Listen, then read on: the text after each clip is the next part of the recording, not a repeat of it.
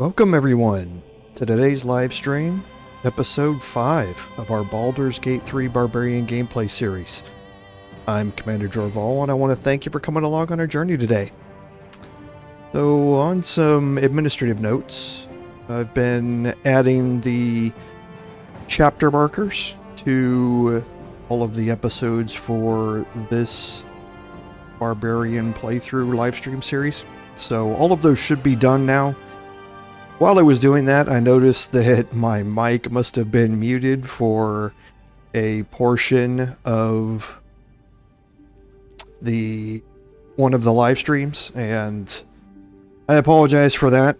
I'd been muting my mic in a specific way, and there isn't much of a visual cue when that happens, so I've decided to change things up and mute my mic in a different way that I know is not going to be turned off anymore.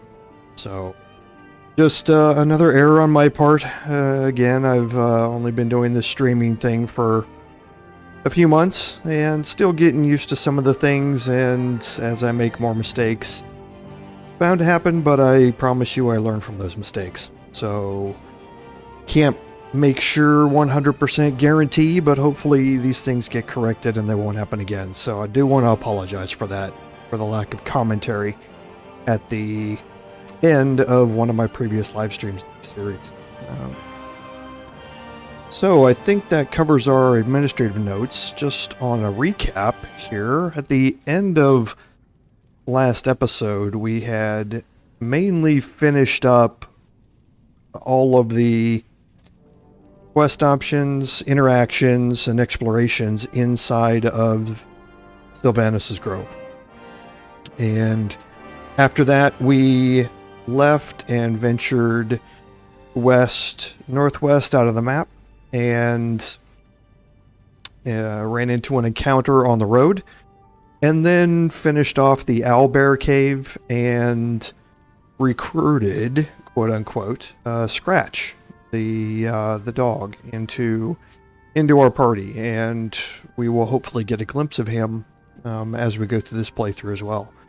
And then we ended up right at the southern entrance to I think it's the southern entrance to the Blighted Village, and that's where we're going to pick up now. So I think without any further ado, we'll just go ahead and jump right in, and we'll kind of explain where we are and what we're doing right before we go in.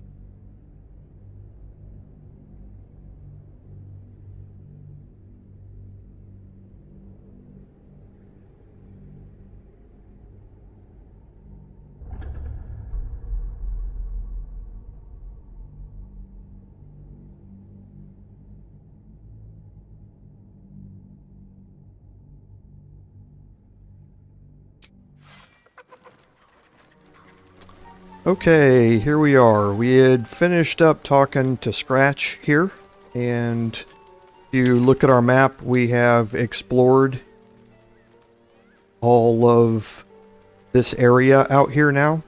We do have an area here where you can jump out onto a portion of this and jump over to another portion of the road over here, but we're going to explore that when we start dealing with the toll house, which will be coming up in one of our further live streams. So I think on that note, we're going to swap over control here back to our Barbarian. We're going to head back up to the main entrance to the Blighted Village, and it looks like it's the eastern entrance. You're so gentle. That's not how I was taught. Cruel words strengthen neither heads nor hearts, Shadowheart. So again, it's more interesting. Say that. I learned a lesson after all. And came to resent your tutor, I bet. I taught them to fight, not to hate.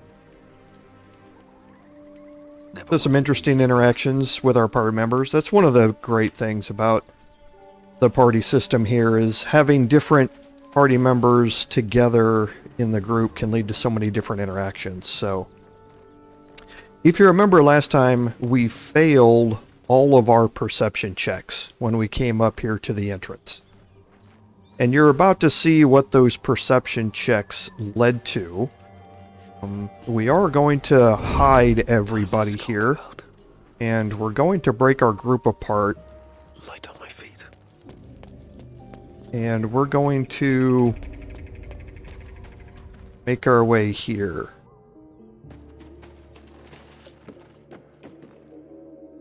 The reason I'm doing this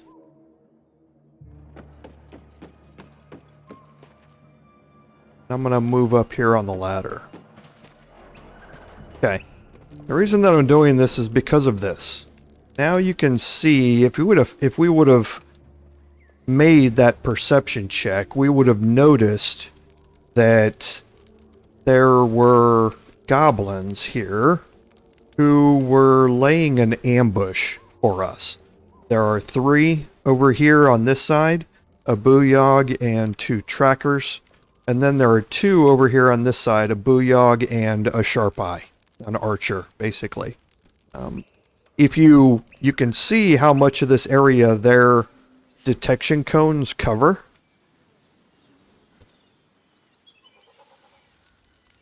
You can see there's a very limited area of non-discovery, so to speak, before you get seen. So if you just walk into here, you're going to trigger a different cutscene that's going to have an interaction with these goblins. I prefer to take this more, I guess, hostility-oriented.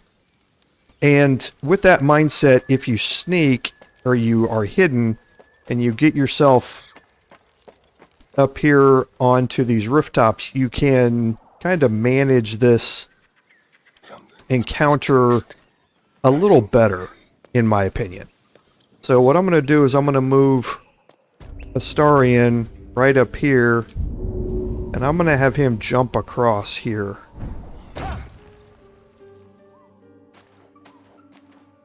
Okay, and again, I can have him move up here on top of this roof. As long as he stays out of these detection cones, we'll be fine. Now I have 2 goblins on one side, and I have 3 on the others. On the other side. One of them, however, is not in...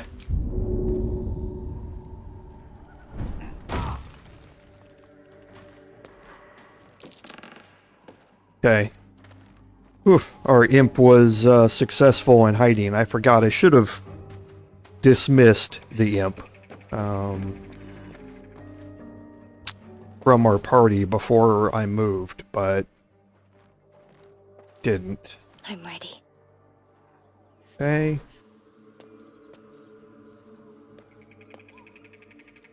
And then I'm going to move Shadowheart over here. You can see there's only one little path to get through there.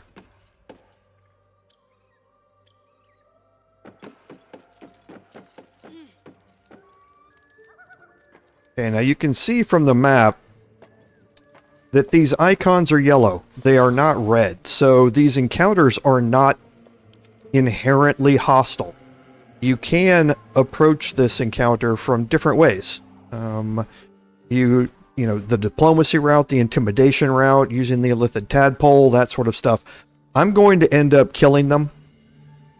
And that's the approach I'm going to take to most goblins, except for the beginning of the goblin camp.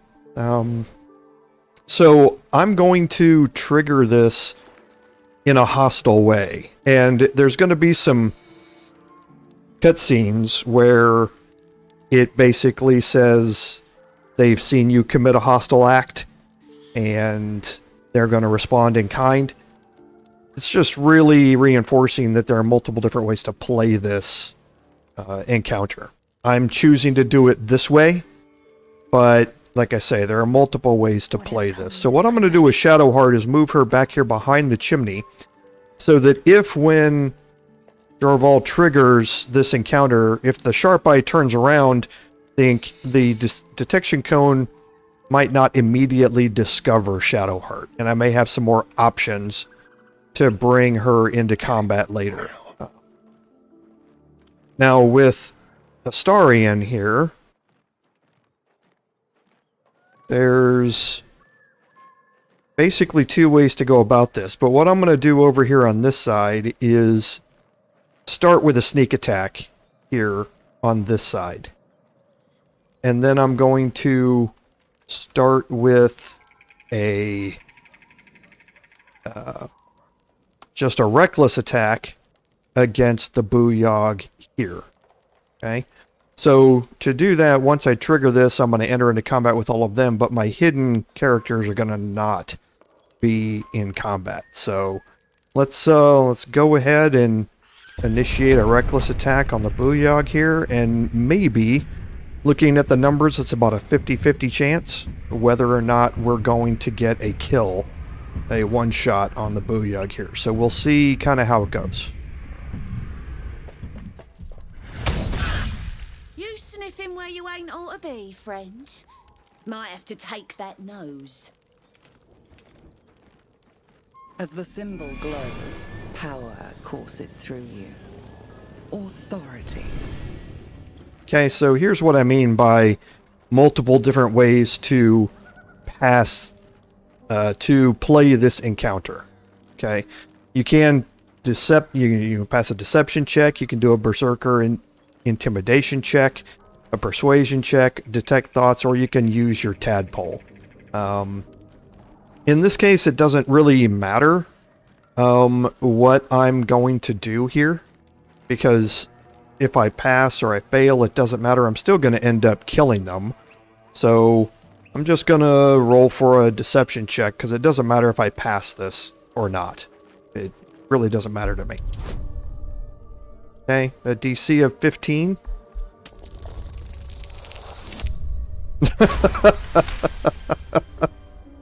Oh, well. Starting off the day with a nat 20. I guess I'm not going to complain about it. Then you got business needs seeing to, don't ya? Go on. Lads were gathered near the windmill last I looked. Okay, so what's going to happen here is she's going to reset and she's going to heal herself.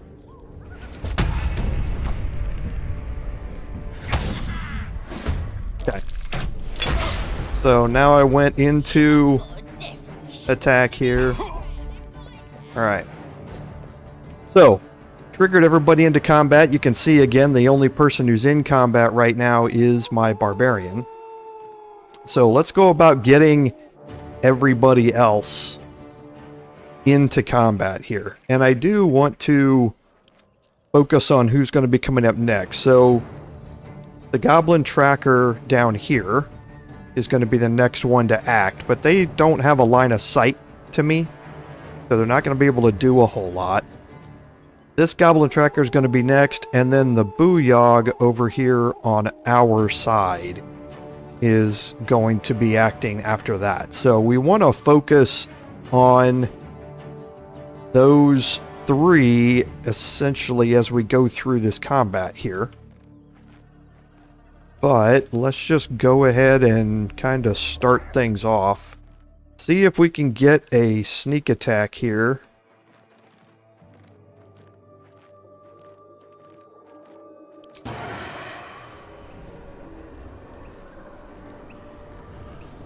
Make it hurt.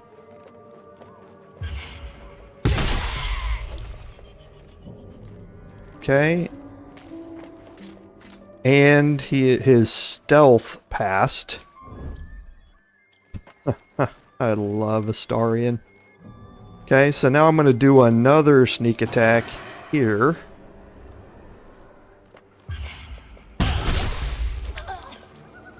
Okay.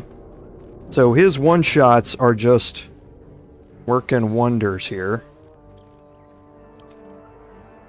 So I'm going to move him down here.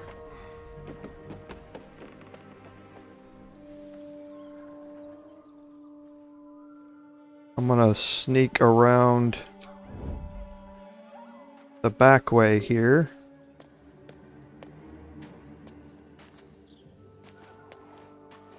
into the building.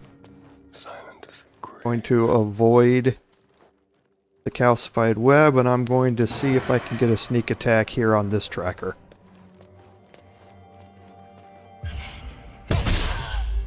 One shot it again. So I can basically just keep one shot. As long as I one shot, I'm going to stay hidden. Now, the problem I have now is that there's no way for me to get up this ladder to get here.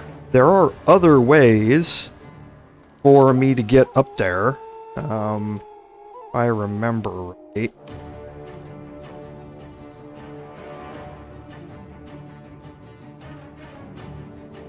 I'm just looking real quick. Okay, there might not be another way for me to get up here other than that ladder. So now I'm kind of on my own, so to speak, here on this side. I could frenzy right now, but I don't really know as if it's needed in this case.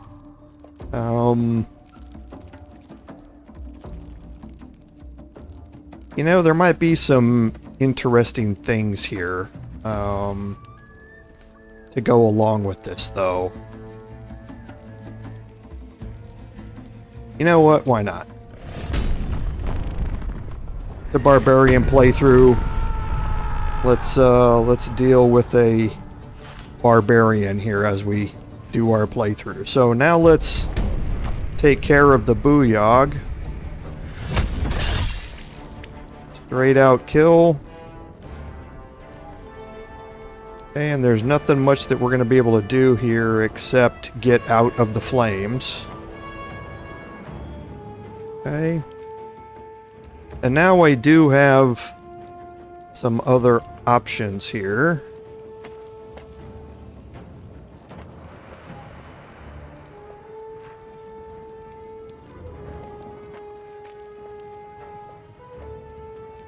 Okay, with a Goblin Sharp Eye.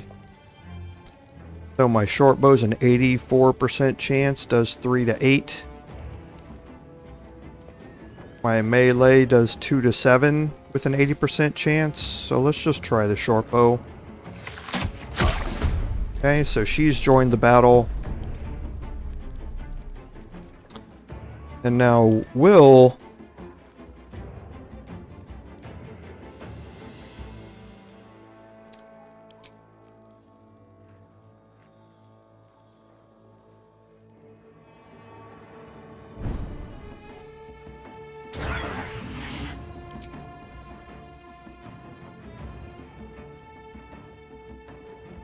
Okay, so it doesn't look like it wants to be able to fly up here.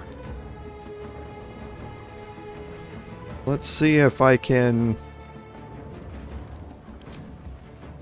do this in a couple of different...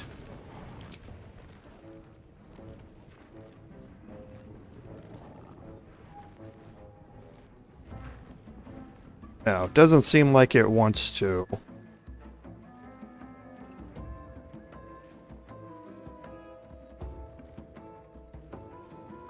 I was hoping I'd be able to fly up to there.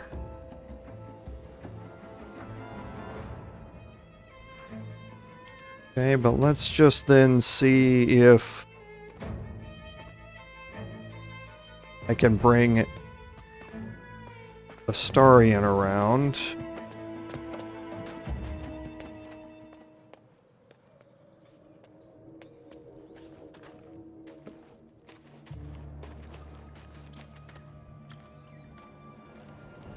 And see, there's only a 36% chance to hit from there. See what happens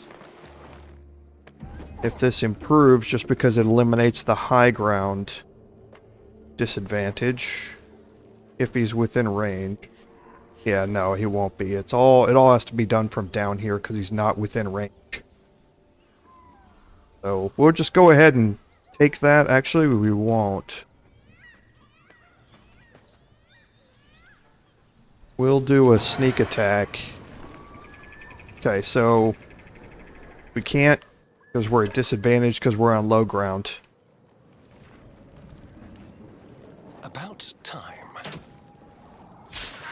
Okay, so that missed. That's not unexpected.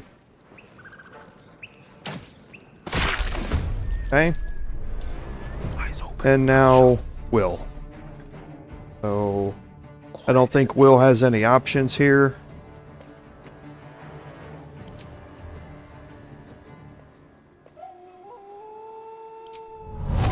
Yeah, too far.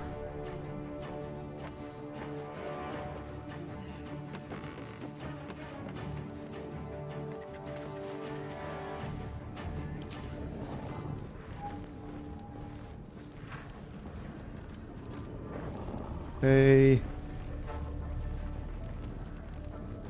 Going to Hex Charisma.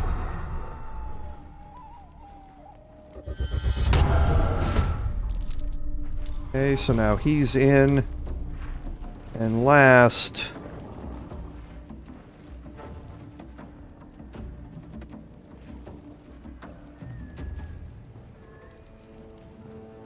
Let's see if we can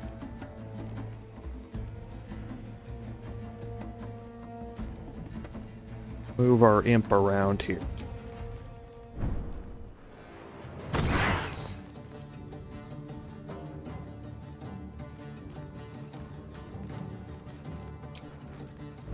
Okay, good. Because I really just want to end this encounter without even allowing him to get a shot off. So we can his sting is an 88% chance to hit. We're not going to hit his claws, are again an 88% chance to hit. Alright. So that finishes it off, and you saw that we discovered a waypoint. It's right here. That's the Blighted Village waypoint. And you can see that we do have another goblin down here patrolling around. So we can handle this a bunch different ways. He's got 9 hit points, so I think we'll just take our barbarian down there. Don't waste a step. I'm spent. And deal with it the old-fashioned way. And it's interesting that... Oh, he's going... Okay, he's going over to Will. I was like, why is he following my barbarian around? Ever believe this? Okay, so we're just going to go hide so we can see the detection cones. We know where he's going to be. Right there.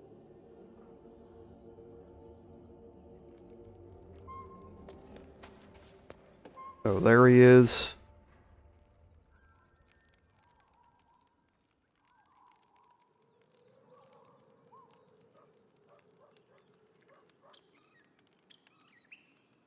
We're just going to wait for him to get into an advantageous position for us. And then we're going to attack him from behind.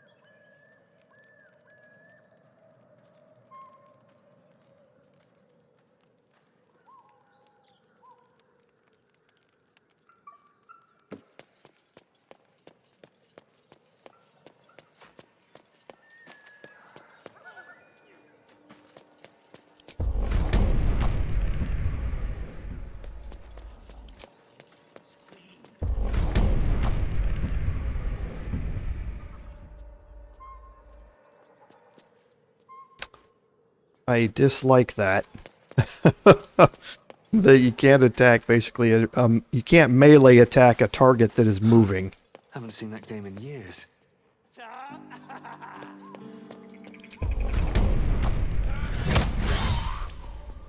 Okay. Breathe deep. Because it's always going to say that you're out of range, and it's not going to track a moving target. That's something that also happens with ranged attacks, that if you've got a moving target, No time to dally. sometimes your arrow doesn't go where the target is when it actually releases.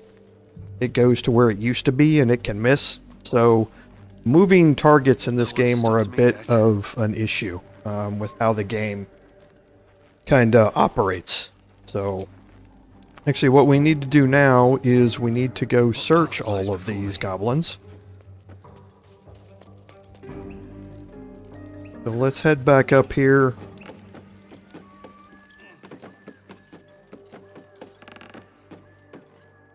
Okay, we'll search the Sharp Eye first. The Arrow of Fire we're going to send to Astarion. Goblin Bow we're going to load up Will with as much as he can carry before we start carrying things ourselves. Witch Bolt goes to Will. The Moss-Covered Key we'll learn about later. Okay, and that's the 2 here on this side.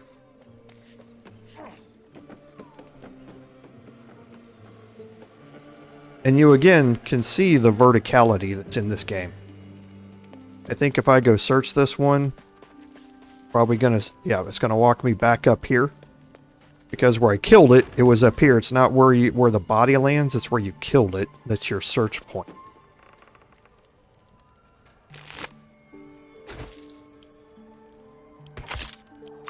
Okay, and then we'll go out here. Let it path my character out here. You can see we have a red dot on the map over here. We'll go explore that here in a second.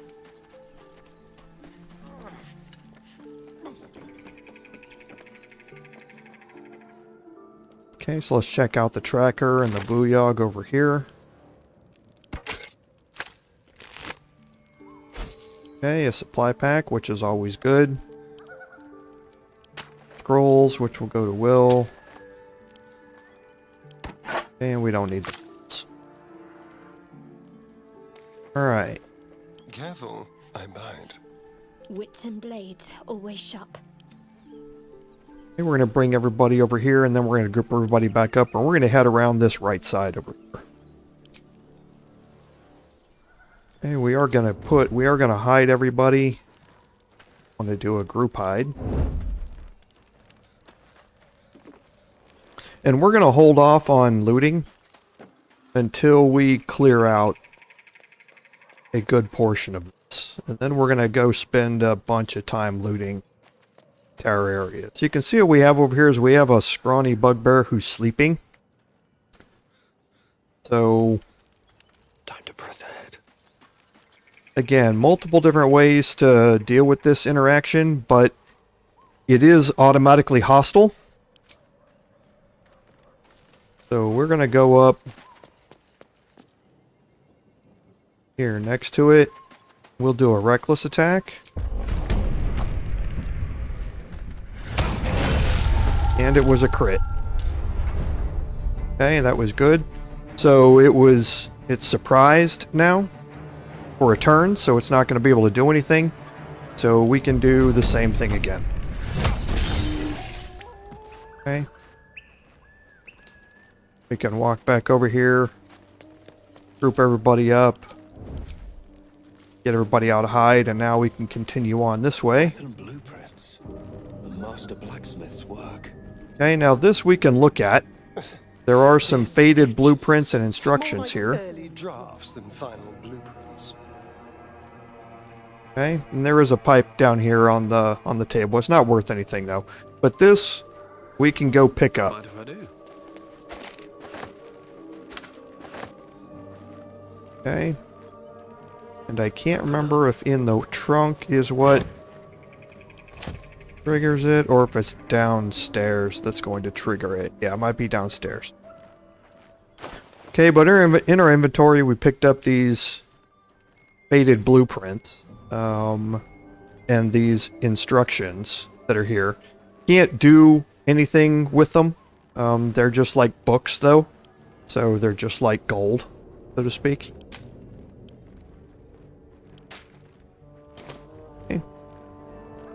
And we can continue on around this way. Now here, we're going to get another interaction. And also in the spirit of being able to go multiple different ways here with this, you can do this encounter in many, many different ways. Okay? So, sometimes this is going to glitch out, but we're going to move up here next to it and see what happens.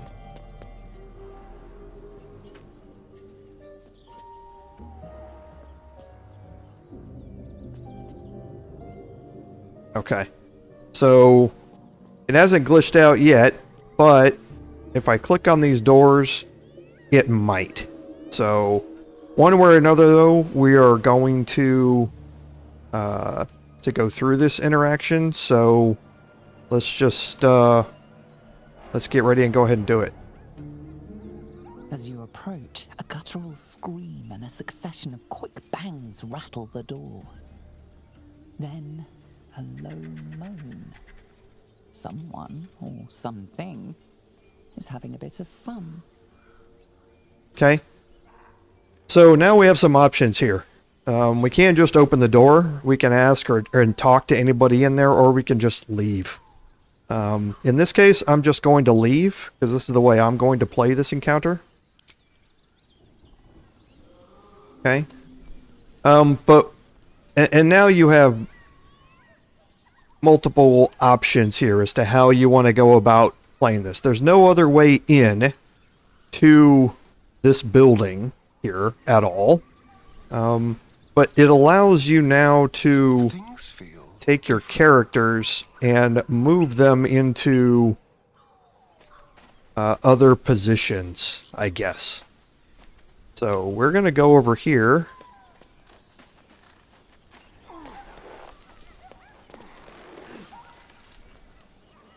And we're going to jump onto the roof. Okay, and all of our characters can make that jump. Okay, and here's where it glitches out. What the hell are you doing?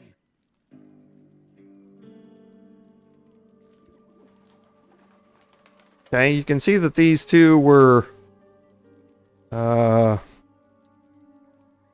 Incarnio Flagrante here, and we interrupted them. So the way this plays out now is there's nothing much that you can do here. Well, there are different ways you can play it, but I'm going to end up taking the approach of we're just going to kill all of the bugbears, goblins, trolls, gnolls, anything else that we run into. So Ruined. Smash. Oh, smash you! Out! okay, and here's what I mean by it glitched out, because Shadowheart is now for some reason inside here with them when she was actually up here on top of the roof. So it's kind of strange as to what happened here, but one way or another, I don't want her here.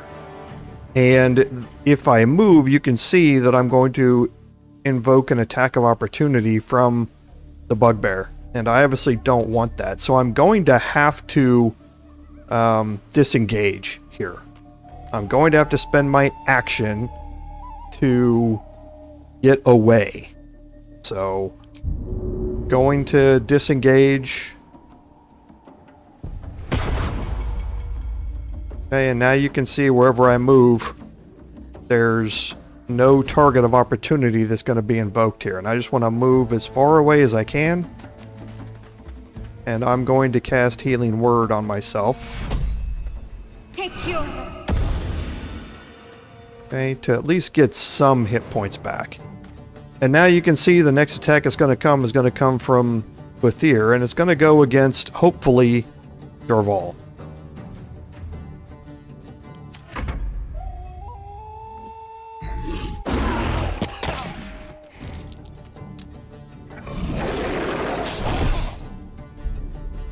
Okay, so now it's my turn. So let's see what we can do here. So from Shadowheart's perspective,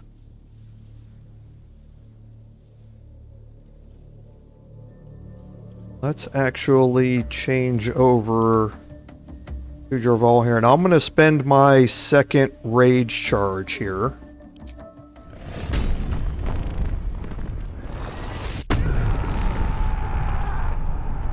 Okay.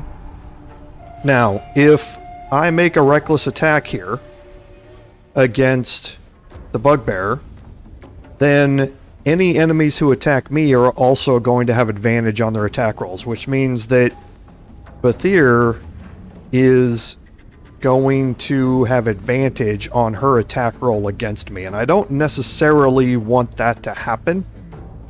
So if I make a regular attack here, it's still a pretty good attack. So let's see if we can... Because yeah, if I move anywhere, it's going to provoke an attack of opportunity.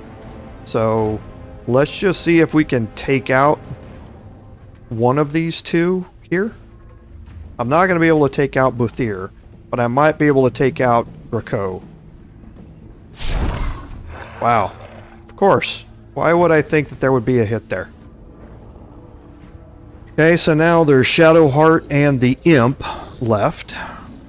So I think let's try and maneuver the Imp around and see if I can get the Imp to draw some of this damage.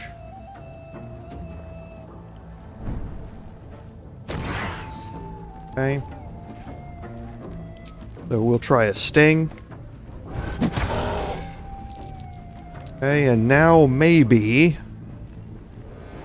Shadowheart can get a kill with Guiding Bolt. 4 to 24. And it's got a 60% chance to hit. So it's about a 40% chance to kill if it hits. So we'll see. It's got to hit first. So we will again take her opportunity here to heal up Dorval there. Okay, that's the best we can do. All we can do is hope that Bathir goes after the Imp, which she probably will, because she can't reach Jorval right there without going through the Imp first. So, okay, nothing else that can be done there, and nothing else that Jorval can do either.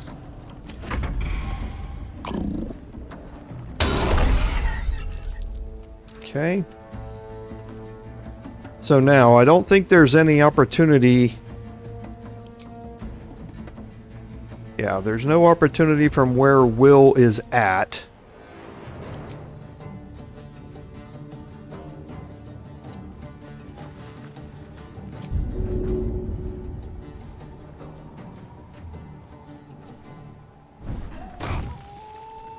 Okay, now let's see if he can get off an Eldritch Blast. Can.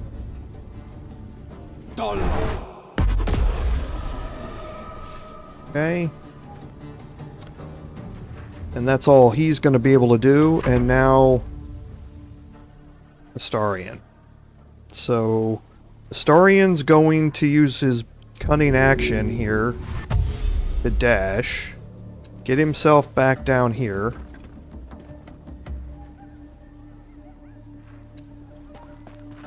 He's going to use his second bonus action to jump down to here, and he might take some damage jumping down here. Yeah, just one hit point. He still has his action left, though. So we'll see if he can get off a shot here. And he doesn't have advantage, I don't think. Oh, he does. Or he does not have disadvantage, so he's good here. Okay, good. Okay, so now it comes around to Shadowheart.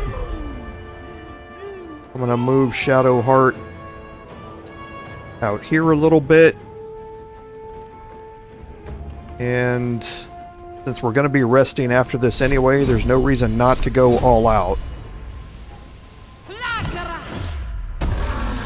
Okay, good, nice hit. We'll cast Healing Word on Jorval again, or Jorval again. See if we can get a sting off. Okay. Bathir made her saving throw. And now I am still raging. So I have a frenzied strike here. allows me to use this as a bonus action. So I'm going to do that. Okay. And now I have a reckless attack opportunity, but again, I won't be able to kill her. So I think I'm just going to use my regular attack here. And I missed, of course. Okay, now this is going to hurt.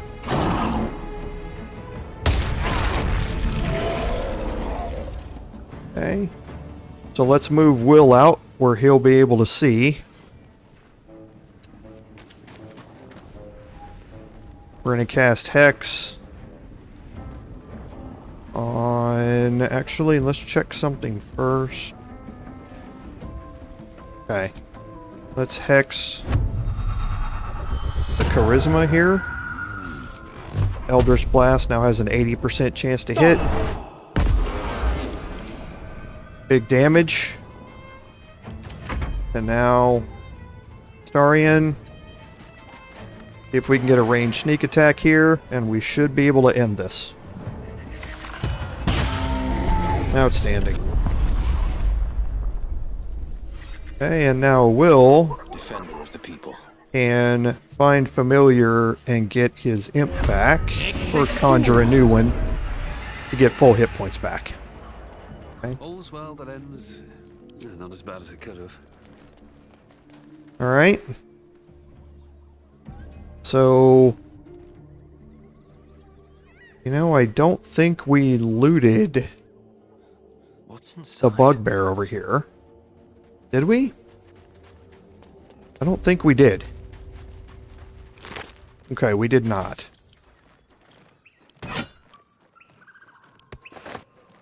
Okay, we're looting the people that we kill, or the things that we kill, but we're not looting the rest of the camp yet.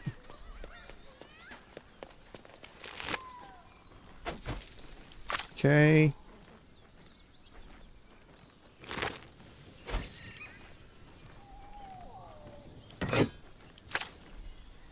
All right. So we have some other things to look at in here. Whoops, wasn't going to loot all those things. But we do have a mangled corpse here. Nothing on it. Okay, so we'll come back to all of this. There is an area up here that we can just go and open up the map on. And you can see this overlooks that area that we were looking at previously by being able to jump across the river down here, which we decided not to do. Okay. And this side here is the northern entrance to the Blighted Village. Do you have someone waiting for you in Baldur's Gate, Astarion? A sweetheart, perhaps? Not one in particular. The city is a veritable feast of sweethearts. You must be eager to get back, then. Slimmer pickings out in this wilderness. Okay, again, some very curious dialogue there from Astarion, if you're paying attention. Okay, and then we have this broken bridge. And you can jump across this, and we will be adventuring on this way. Just not yet. We're going to continue on through the village. We're just opening up the map here, taking a look. Okay, good. We did find it.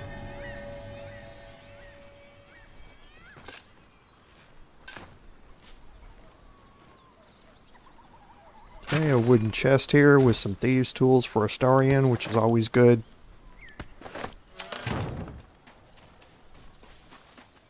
Okay, and now we can head back into the village itself, and we're going to enter into this area next, but before we do that, we're going to take a long rest.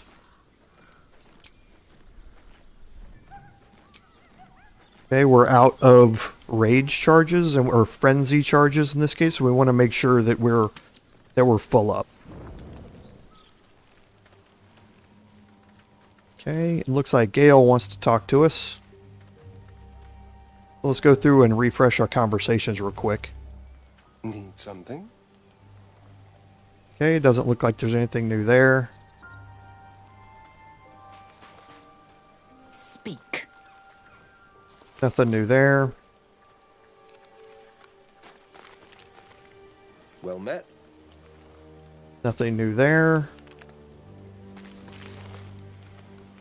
I wasn't expecting it, but I'm glad to have some company on this journey.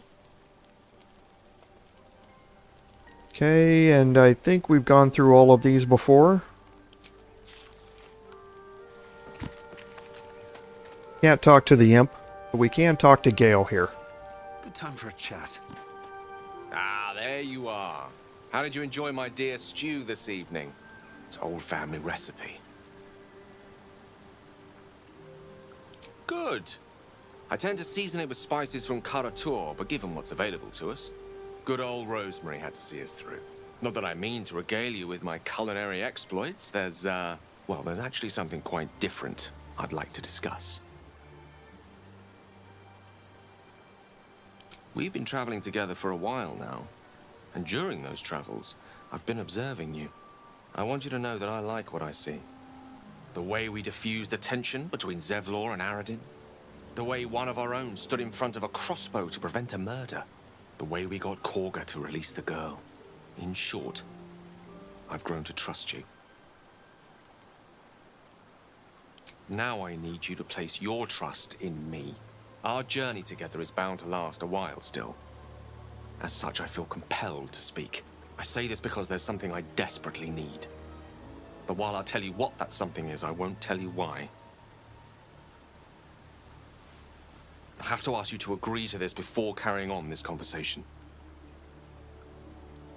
Okay, so you have a wisdom check here. I don't have any good things to do with wisdom here as far as modifiers, and I don't want to use my tadpole just as part of my role-playing thing. I try and stay away from using the tadpole unless it's absolutely necessary. Thank you. I see I did well to trust you. Now, to the matter at hand. You see, I have a condition. A condition different from the tadpole, but just as deadly. The only way to appease said condition is for me to take powerful magical artifacts and absorb the weave inside. It's been days since I last consumed an artifact, before we were abducted. It is time, and by that I mean it's imperative, that I find and consume powerful strands of weave at the earliest possible juncture. That's part of the why you agreed not to discuss. Wouldn't want to make an oath-breaker out of you. As luck would have it, Faerun is full of them, though I do feel obliged to point out that items of power tend to be in the hands of the powerful. There'll be danger involved, or great cost.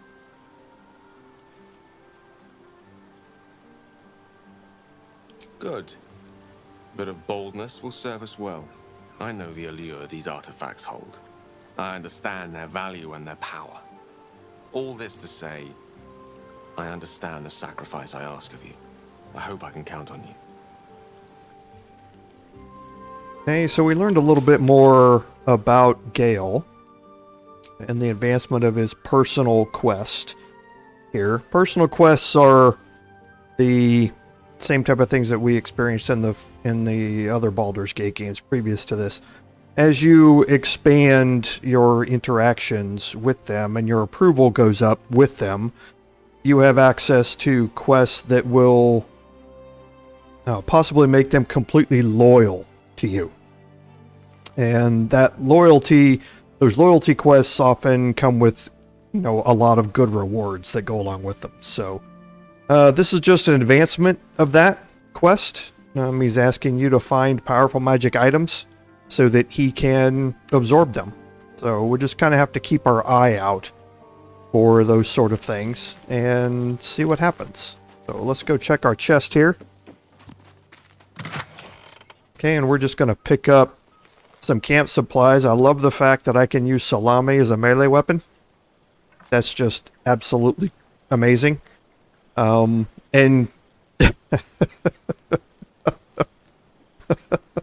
Sorry, it's just hilarious. I actually should pull it out and use it just once, just to say that I killed somebody with a salami. So we'll take that. That's 6, 12, 15, 20, 27, 37. So I need one that's got 3. And that's 40. Here we go. Yeah, and as I said, you're going to be doing a lot more long rests with a barbarian. Aha, so I had some additional camp supplies in my inventory already. I don't want to use the bushcat mushrooms.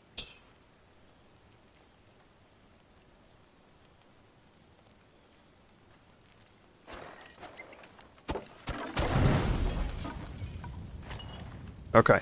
Yeah, those are the ones that I had picked. So I had some camp supplies in my inventory, it looks like. But as I was saying, with a barbarian, you're going to be doing a lot more long rests. Between dreams and nightmares. Maybe you wake up because you know something is wrong. Or maybe you just get lucky. Shit. No, it's not what it looks like. I swear. I wasn't going to hurt you. I just needed, well, blood. There, in the dim firelight, you see him for what he really is. A vampire, a slave to sanguine hunger. Okay, so this is why Astarion has been acting very strangely. That boar that had been drained of blood that we had a long cutscene with him about, that was his doing. Various other times when he was just a bit ago talking about the nighttime in Baldur's Gate being full of sweet treats.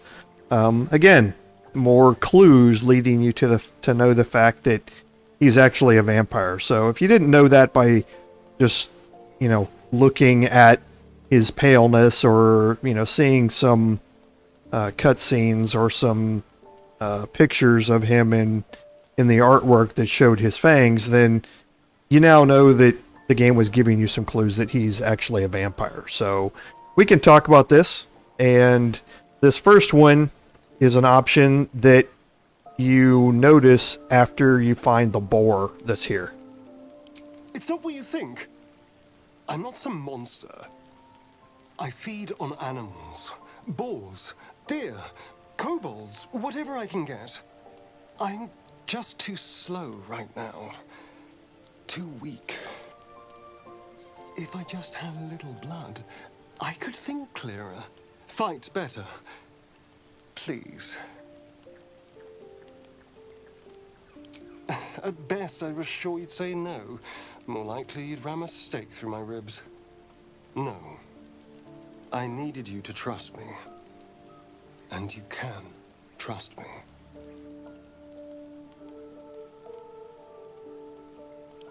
Thank you. Do you think you could trust me just a little further? I only need a taste. I swear. Okay, now you have some options here. We are going to allow him to go through with this. Really? Of course. Not one drop more. Let's make ourselves comfortable, shall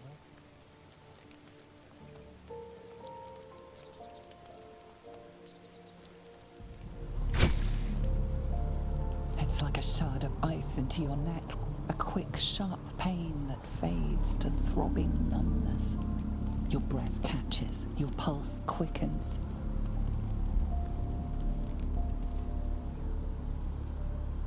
Okay, so now you have some options here. And we're going to use our strength here to push him back. We have a +3 from strength. We could do a melee attack, but there's no reason that we want to kill Astarion at this point. We can also let him continue. The more you let him continue, the harder these checks are going to become to end this. Okay, so we're going to take the first opportunity we have here, which has a DC of 7. It goes from 7 to 10 to 15, I think, for the DCs that you have to pass.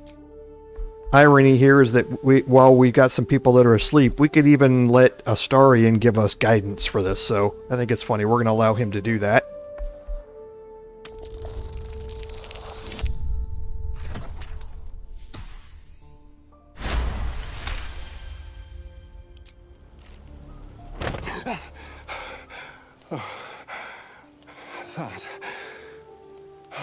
That was amazing. My mind is finally clear. I feel strong. I feel happy. Shouldn't take long. So many people need killing. Now, if you'll excuse me, you're invigorating, but I need something more filling. This is a gift, you know. I won't forget it. You watch as he stalks towards the forest, stronger, more confident, ready to hunt.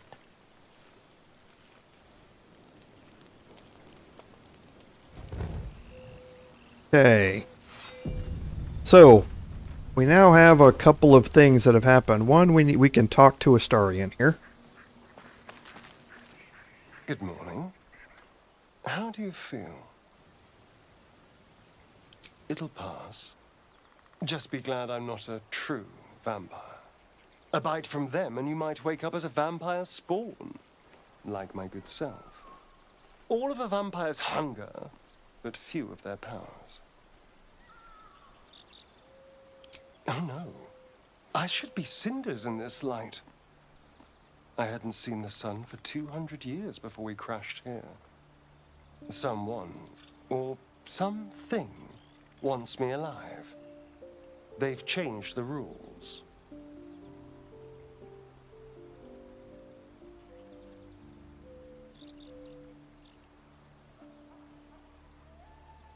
As for my other quirks, well, we can figure those out in time.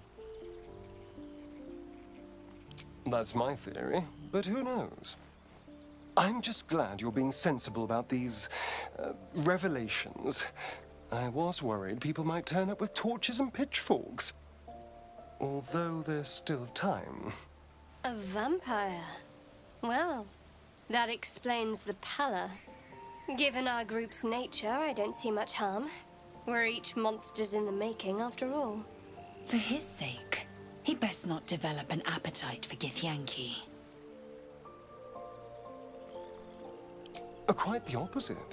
I'm here in the spirit of openness and honesty to work together as a team. There now.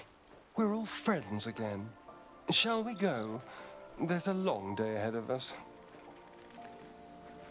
Okay, so we're going to Don't touch me. see something here. We now have, now that we know he's a vampire, Astarion now has a new bonus action. And that is that he can make a vampire bite. That vampire bite will heal him for 2d4 hit points, and it will also cause 2d4 hit points of piercing damage. Unless the target is unconscious or I'm making that attack from hiding. Biting a creature does not break stealth, so if I want to attack somebody and gain some hit points, I can do it from hiding and still stay hidden. So it's a very interesting class action here that I'm able to do, and it takes a bonus action. The other thing that it does is once you suck the blood from somebody, it leaves them with a condition called Bloodless. So that condition means that I now have a -1 to attack rolls, saving throws, and ability checks. Okay, so I can take this opportunity, I believe. We'll see. I've tried Lesser Restoration on a bunch of things, and it hasn't worked in the latest playthrough. Okay, but yes, that now works. So now the Bloodless condition is gone, and I don't have to worry about it anymore. Let's go looking through our inventories and see where... Okay, so here's... I'm looking at these additional camp supplies that I had picked up that I want to get rid of. Yeah, I think that was it. We have the owlbear egg, which is 1 camp supply, but it's really money to sell it for. Okay. Alright, so for now, I think that's good. A couple of things that we do want to go over from our adventure through the chapel and so far. We picked up the Oak Father's Embrace. This is medium armor with an armor class of 13, so it's not going to be better than anything that I'm wearing now. Undead creatures that hit the wearer received 1d6 radiant damage. Beasts, however, that hit the wearer deal an additional 1d6 radiant damage. So in undead encounters, it can be somewhat beneficial in that anybody who hits you is going to be have damage inflicted on them. And because it's lowering your armor class, that becomes more likely. It's just not...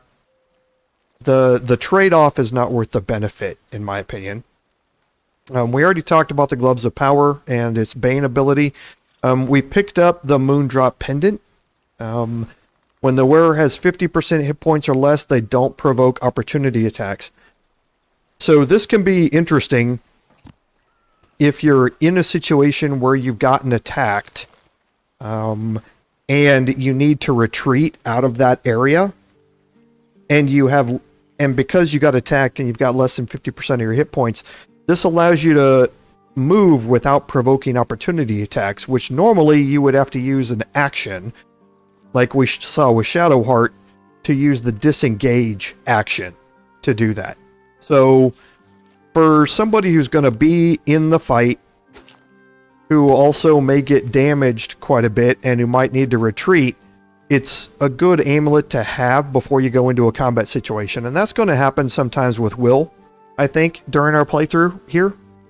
So we'll keep an eye on that with him, and before we get into combat situations, if we're going to take him into a melee situation or something like that, we'll have him equip the Moondrop Pendant so that he can then get out of that fight if he needs to heal himself. The other thing that is interesting here, and that I just noticed this a little bit ago while I was putting chapter markers in, is that Will seems to have a new action available to him. I watched back through the previous live stream, and Will is now able to perform. Will, as a warlock, does not have this as a class action. He picked this up after the encounter with the Bard in Sylvanus' Grove, where he took the loot and he passed all of the performance checks during that time. He gained the perform class action. So I've sold all of my Bard items. This is a perform ability. This is not Bardic Inspiration. So I'm not entirely sure any of those things would be benefiting me anyway. But I'm going to try this out and see what this does, because I just have no idea what it does. I've never seen it before on Will. Okay. So I can perform bardic dances.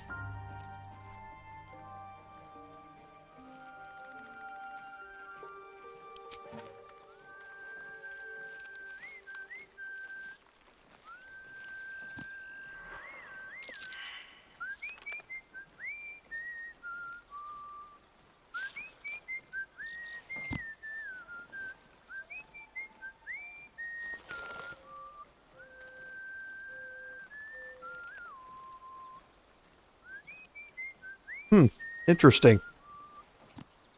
Heading out. Let's see what happens if I do that over here. Maybe because I failed my perform there.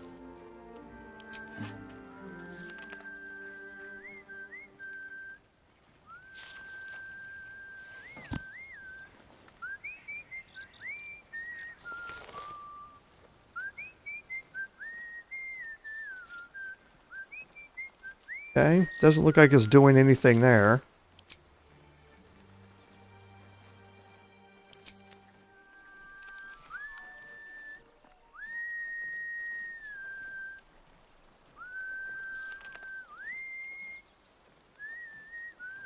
Okay, so I'll have to keep an eye on this. I don't know if if that one performance failure means there's now a cooldown on it or something like that. It's rather interesting though, so I'll keep an eye on it and see. He doesn't have he's not carrying an instrument. So maybe when I head back to the Grove, I can pick up an instrument for him and see what happens or how things go. But it's interesting. We'll keep an eye on it. Okay, so we completed our rest. So Will is going to cast Mage Armor on himself. Okay, so that's going to take his armor class back up to 14. And that should be it, so we'll continue on this way.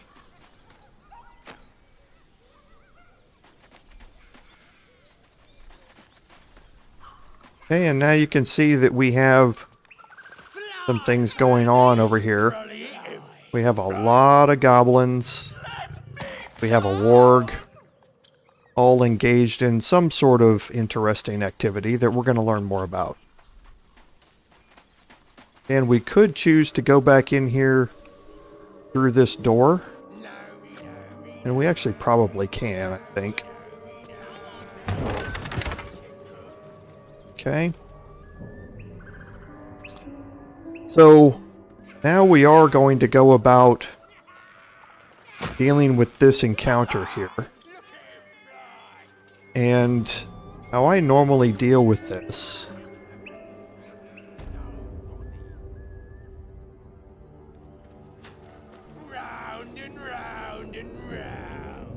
is this. I'm going to put everybody into hiding. I'm going to split the group. I'm going to bring my Barbarian over here. Okay, we did get a journal update for Rescue the Gnome. We got a quest marker.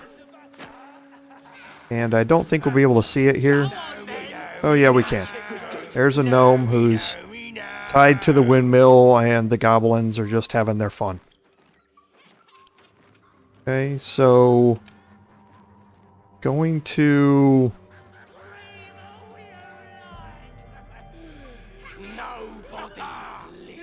bring Astarion up here.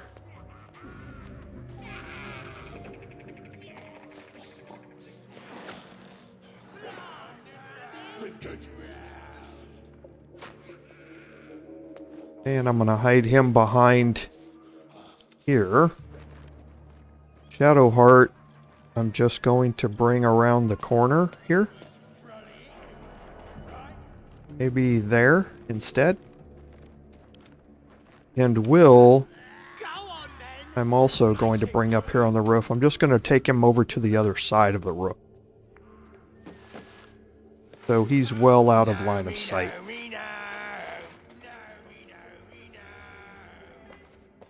Okay.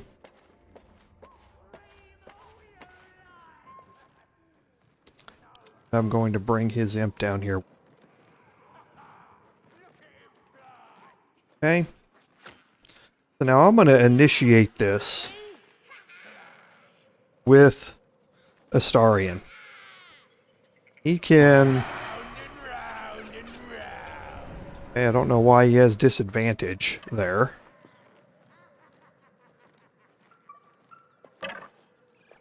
Oh, because it's outside, yeah. It was outside of his optimal range. But now that I moved him a little closer, he's here. So I'm going to initiate this combat with Astarion here. By performing a sneak attack on the sharp eye. Okay, perfect. I'm going to go back into hiding.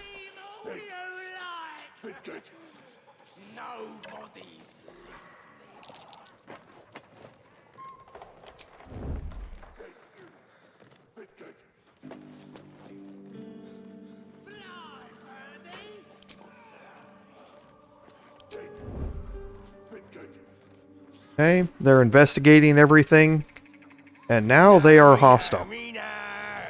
They're not yellow anymore, they are definitely hostile. Okay, so now I can again initiate, see if I can initiate an attack here. Everybody's outside of optimal range now, so that would be causing disadvantage. Let's see if I can move up here. Everybody's still outside optimal range, except here. So let's try and initiate here. Okay, stealth was successful. Let's go hide. They're going to come investigate.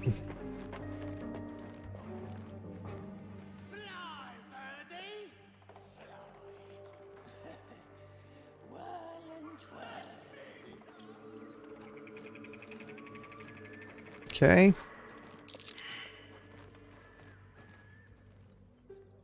Shadowheart got knocked out of hiding.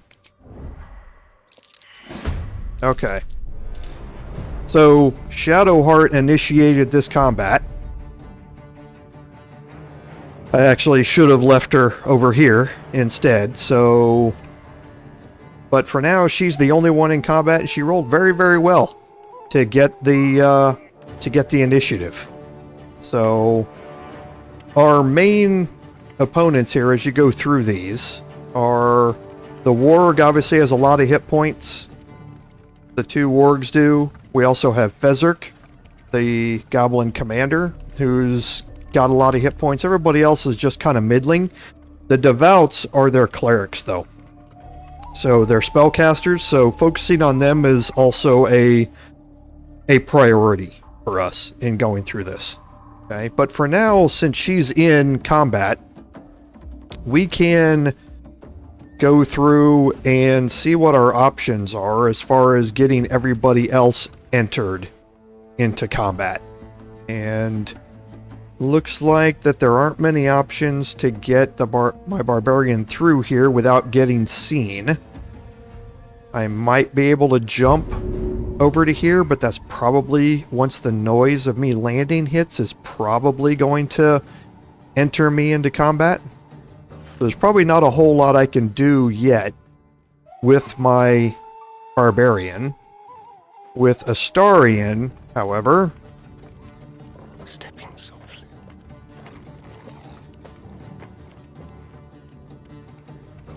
I have some opportunities here.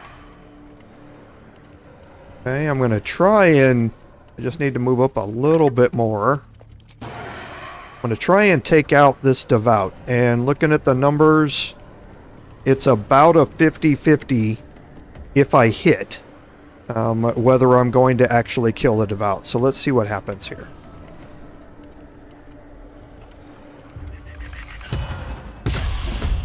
Okay. So left it with 1 hit point. Okay. So let's see if Shadowheart. That would be a 45% chance to hit. What about her cantrip? A 60% chance to hit.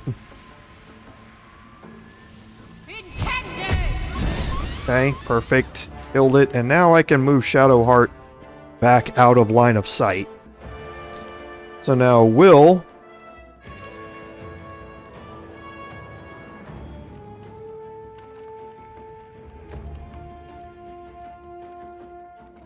okay, so I have Fezzik here, the Warg here. Neither one of those two are going to be ranged attackers. So they're going to have to move down here onto lower ground to be able to get to me. So this goblin tracker is where? Way over here?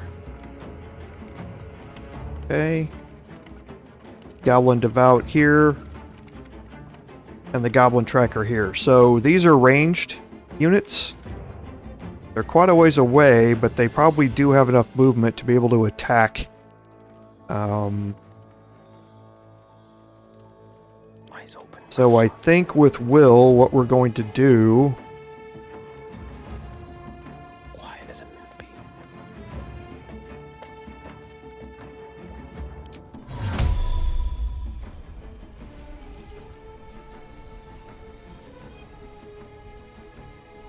is put down some area denial.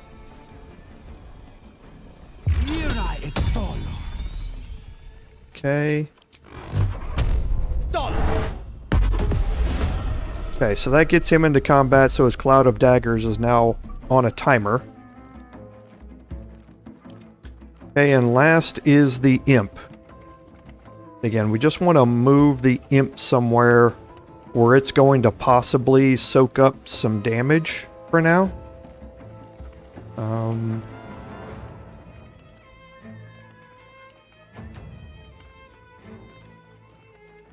So let's see.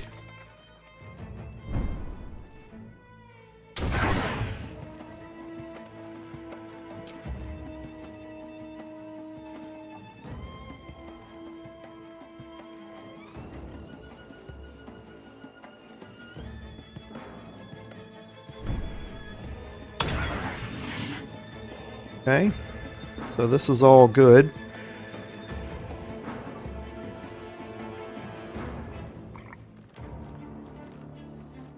Okay, and let's see if I can get a sting here onto the tracker.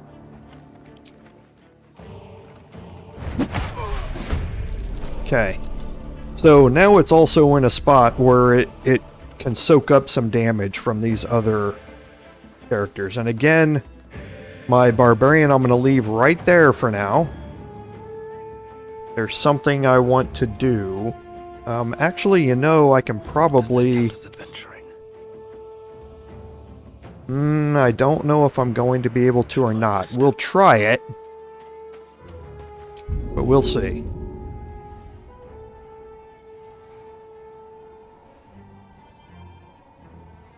Okay, so I can't jump up there. Okay, yeah, I can. I think this is probably going to put me into combat if I do it.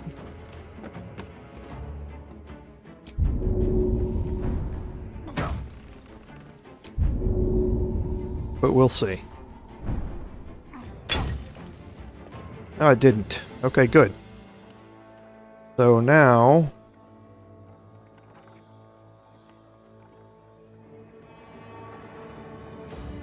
I can actually get around here.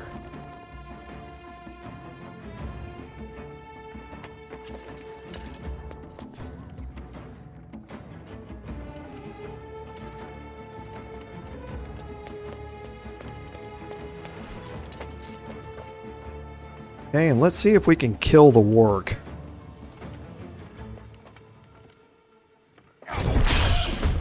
Nope, we couldn't. Okay. Next turn, anyway, I will frenzy with him. But for now, I think that gets us into good spots. So we'll let them have their turns.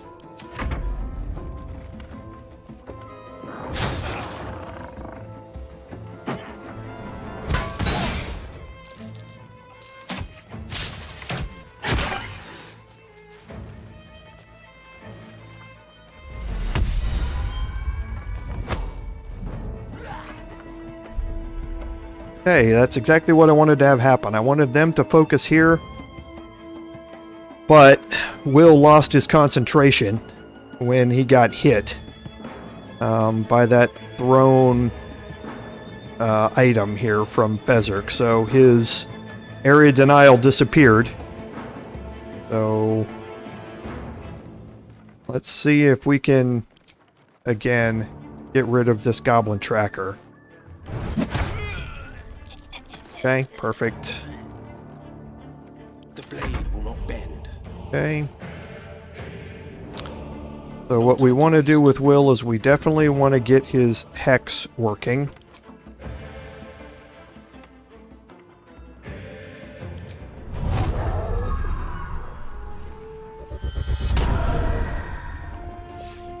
Okay, and we want to Eldritch Blast here. Oh no. I didn't need that.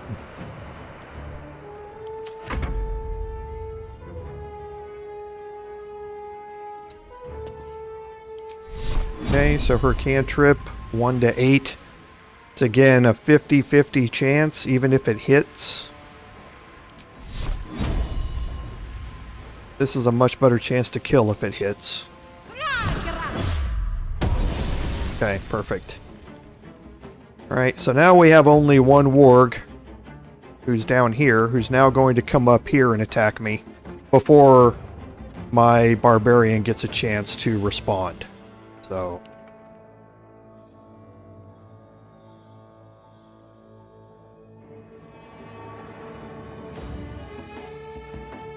and I think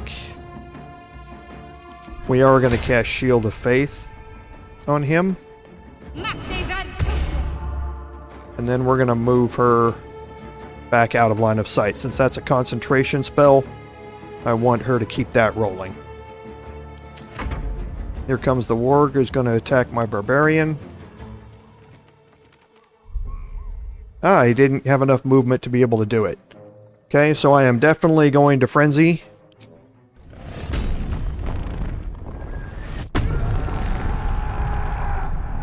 Okay, now if I make a reckless attack against him, I'm probably not going to have enough damage to kill him. So he would have advantage on me when it comes back, and I really don't want that to happen. So I'm just going to make a regular attack against him for now, with a 60% chance to hit, because if I move up here, I'm going to get provoke an attack of opportunity. I'm going to go after Fezzik, who's going to be attacking me next anyway. Okay, took a little more than half his hit points, and now he's going to get a chance to respond. Okay, you threw a grease bottle.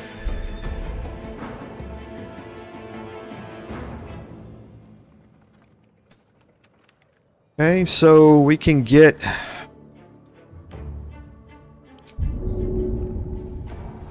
want to get him out of the grease.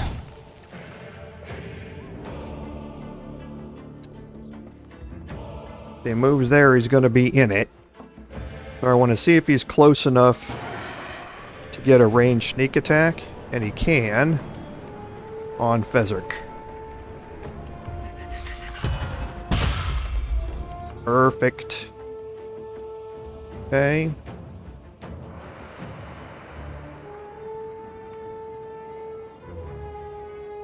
I think that's enough for now.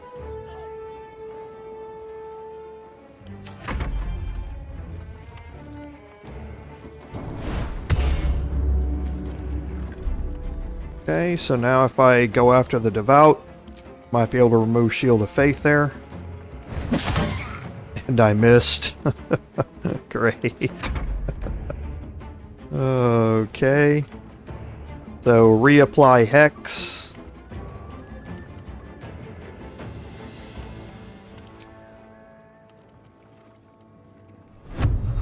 I can do this without moving. That's good. Then Eldritch Blast. Okay, good. Got some good damage. Got to keep fighting. Now, Shadowheart's not going to be able to do anything from this location. So I think she's just pretty much done. She can, well, I'll move her out, but she's not going to be able to do anything. Well, she might be able to. She could get a healing word, but I don't think Astarion needs it right now. Okay, so he's going to go after my barbarian. Warg's problem is that I now get a chance to hit back, and I can do a frenzied strike, which just kills. And now I still, that was my bonus action. I should have used my action instead. And then I could have jumped over here, but it doesn't matter. I can dash.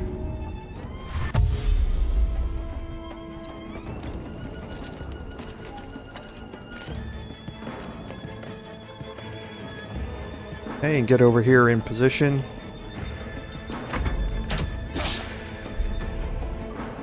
Okay, Astarion's not going to be needed in the rest of this fight, and I don't think he's within range of anything. He's not.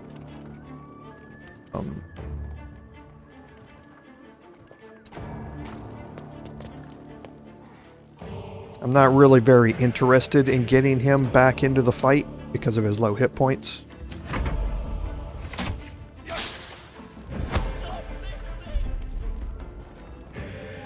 Okay, so we'll try a sting here. Wow. He's just not able to hit anything. And I don't think Eldritch Blast has the range to get it here. Yeah, it doesn't. So, again, not really interested in getting any of them back into this fight. Because they're just not needed at this point. I can't even catch my breath. Okay, so now here...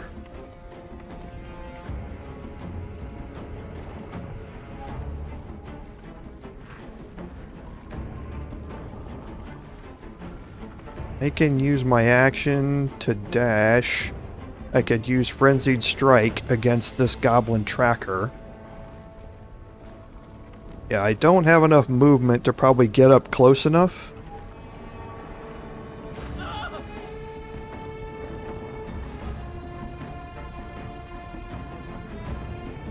Maybe I do. Yeah, I do. Okay.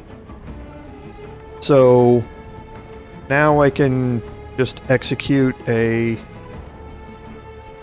attack against the Goblin Devout, and again with just a regular attack, it's a 50-50 chance I'm going to kill during this. Okay, it didn't, but now I do have a Pommel Strike I can execute. And that didn't kill either.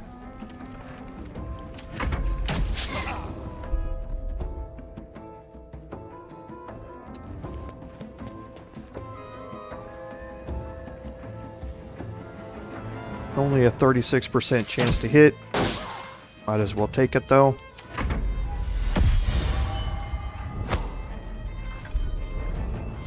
Now let's see if my imp can actually, like, do something here. Okay. Finally. And again, it doesn't really matter what's happening here. Same thing with Shadowheart, doesn't really matter.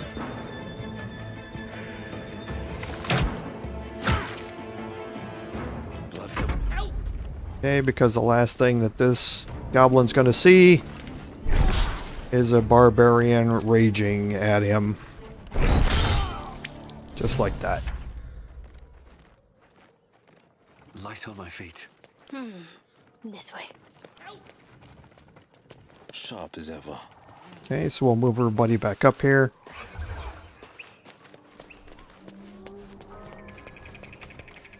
We'll group everybody back up. And now we can take a short rest and get some hit points back. Okay, and Astarion. Yeah, he can probably use healing here. Okay, that's good enough. Right. So now I have some looting to do over here, but I also have this gnome to deal with as well. So I'm gonna have Will come up here. Stop this thing! Jane, stop this crazy thing. Sorry, I'm probably dating myself with that reference. Most of you probably have no idea what that reference is. Okay, so you can't actually click on the gnome, and the gnome will, you know, give you some information and talk to you, but it's kind of hard to select him while he's moving.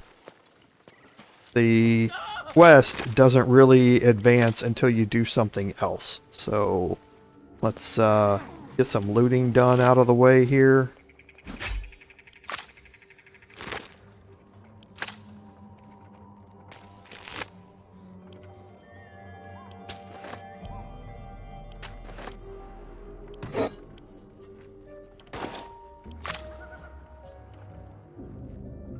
And then there's another here.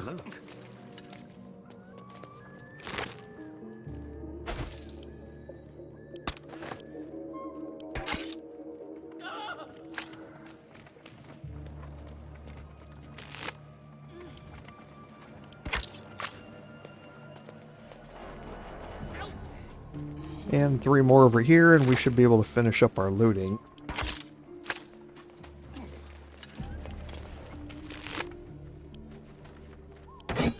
And again, just sending these things to Will until his carry weight is entirely filled up, since he's going to be the one that's going to be selling all of this stuff anyway. Okay. So, now this quest here. Basically, we need to shut off the windmill.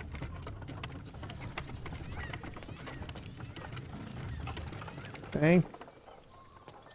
And to do that, if you look in here, we have a couple of levers. Okay, and the brake lever.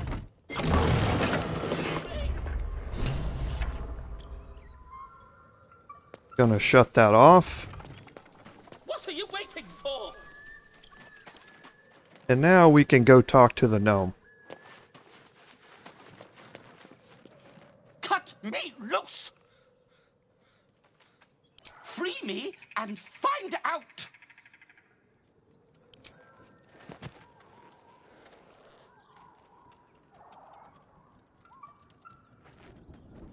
Ugh, Magacamara. Those pustulant thugs! Well, get on with it. You saved me, now you'll extort me. That's how this works, yes? My own fault, really. I should have dropped my pack and outrun those bastards. Alas. Take my pack, if you can find it. The only reason those goblins caught me was its weight. I'll travel lightly from now on. Ignorance is alive and well, it seems. Deep gnomes aren't restricted to the Underdark, you know. I've lived in Baldur's Gate for years. I'm in search of a friend. I fear he's in trouble. See this? I gave it to him years ago before I left home. I found it around the neck of a thug in the lower city. It was speckled with blood. My friend, nowhere to be found. But I still have hope. I have reason to believe he's in the Underdark. Hopefully, I'll pick up his trail from there. I always help my friends. On that note, I bid thee farewell. If we should meet again, well, we will have met again.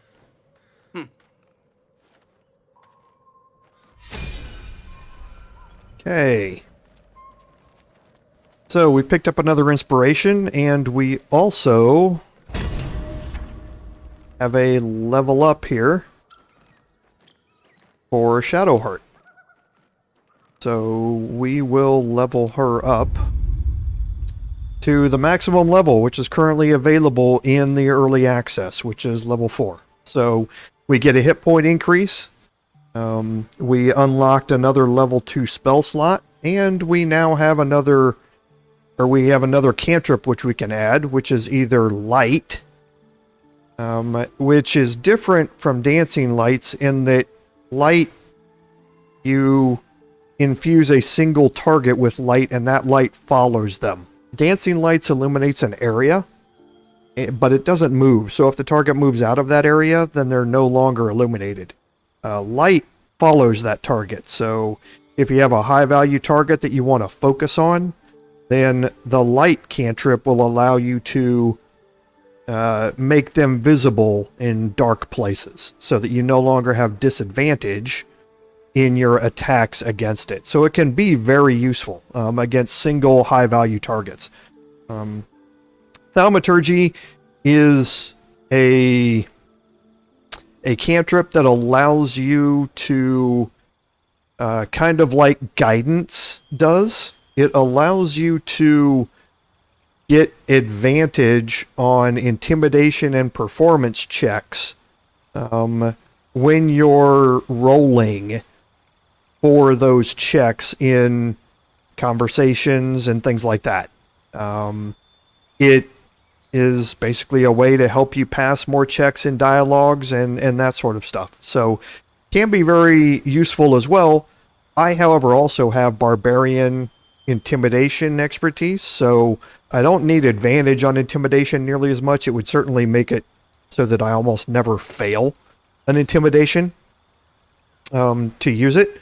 But it's not, with a barbarian having that berserker intimidation, it's not as necessary, so to speak. So in this case, the cantrip, also it's not a concentration spell. So once you target it, if you can hit it, it's a dexterity check for the 2-hit roll. But you have to be within melee range is the important thing there. So it can be very useful, but you have to get up close and touch somebody with it for it to take effect. And I normally don't like Shadowheart getting that close to somebody. So in this case, I actually am going to take the Thaumaturgy cantrip.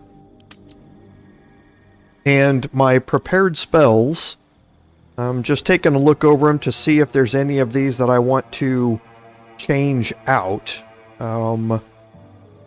Doesn't look like there's a whole lot. Hold Person is very, very valuable, but I want to keep... I want to keep Bane. Trying to consider this. Don't mind me.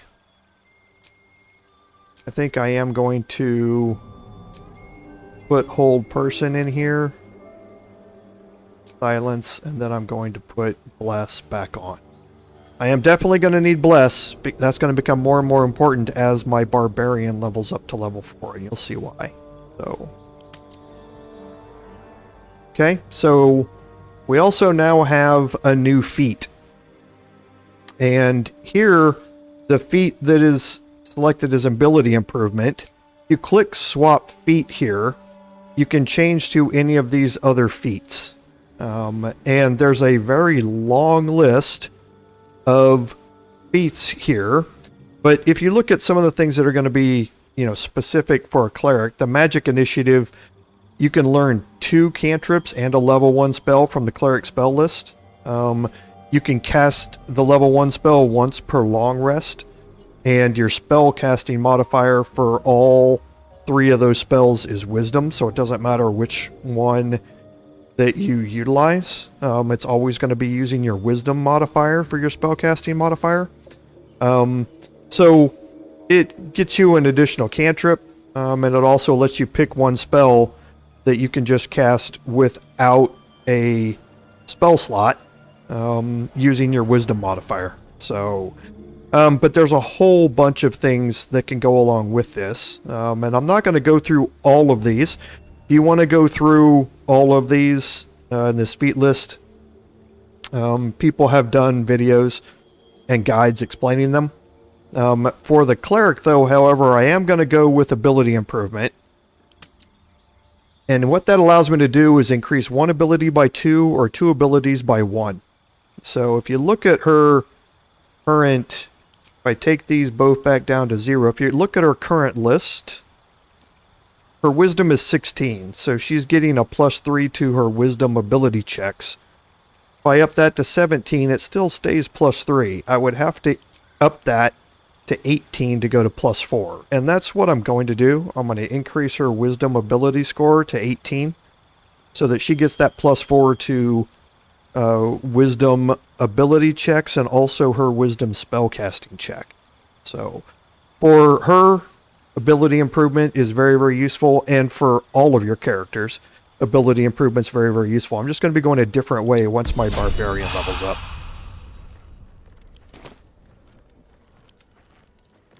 Okay, so I can bring everybody back together here. And now we have These boots have seen everything.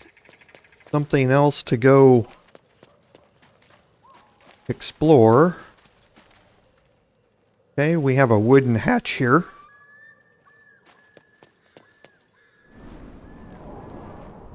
Okay, this takes us down below the windmill, and we have a bunch of things that we can search down here, including a heavy chest. So again, we'll come back and we'll go through this room here once we're done. We have some things on the ground. We have a studded shield on the ground. I'm going to split this group, and I'm going to take Astarion up here.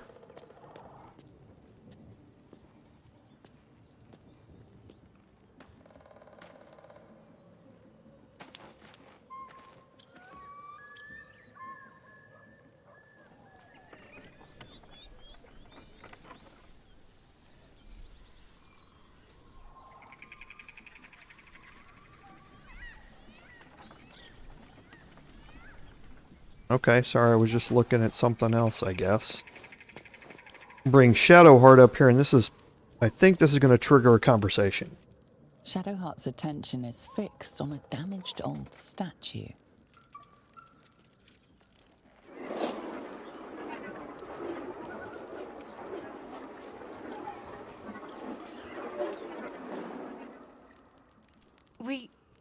We should keep moving.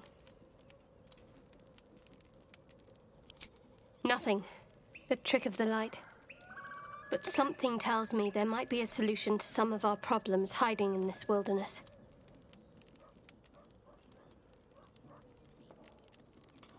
Let's just call it intuition. We should keep going. If I spot anything, I'll let you know. Okay, we have a persuasion check.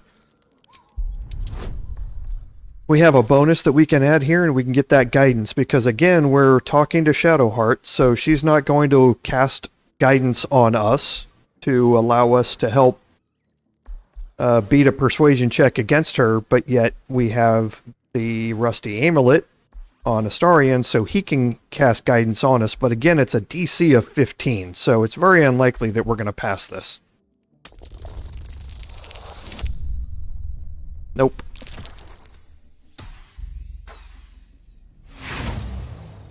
Now we're going to have an option here. We can use an inspiration to roll again, and I'm going to use an inspiration because we have a maximum of 4. We keep getting them and they're just getting wasted, so I might as well drop us down. There's no harm in using an inspiration, and then I can get another one back from some other some other action that we're going to do. So I'm going to use an inspiration to re-roll this. Again, still a very low chance it's going to work, but there's no real harm in doing it. Wow. The second natural 20 of the day. There's signs there was a conflict around here, some time ago, and different to what we've seen so far. Conflict needs opposing sides. Whoever they were, they must have had resources. A little investigating could turn up something of interest. Let's go.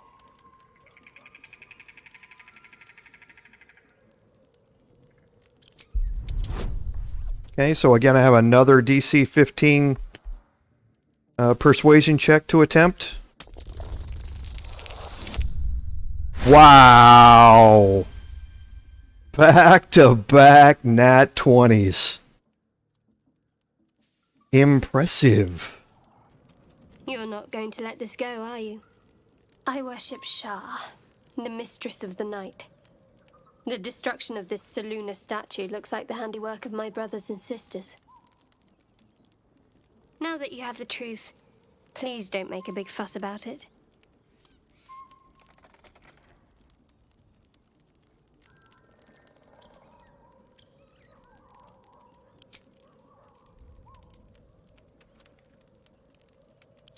Forever, ideally.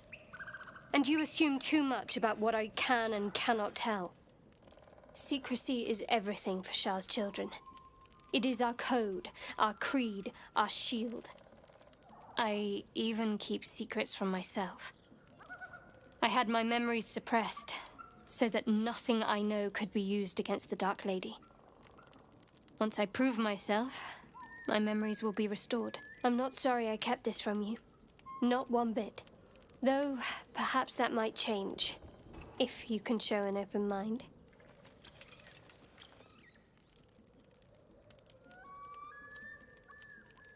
Talk to me later. We've got more pressing matters to see to right now.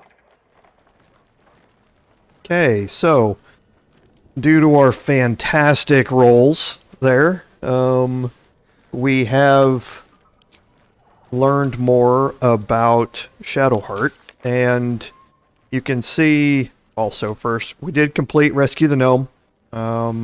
We rescued him, we parted ways with him, but we did learn more about the Daughter of Darkness. So we learned a lot more about the fact that she's a Shar worshipper and that her memory has basically been suppressed, so she doesn't know exactly what's going on. And then we also learned more about Astarion. He's obviously a vampire. And that led us to that interesting cutscene that we had with him in camp. Okay, so little things like this can lead you to very interesting interactions with your party members. So don't ever take it for granted that, you know, something small or innocuous looking doesn't need to be looked at, because it can always be very, very important. Okay.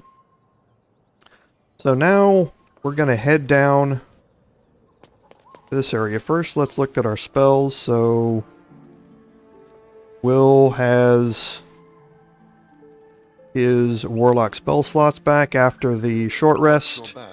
Shadowheart still has a good number of spells, and we still have 2 rage charges left, so I think we're still doing good.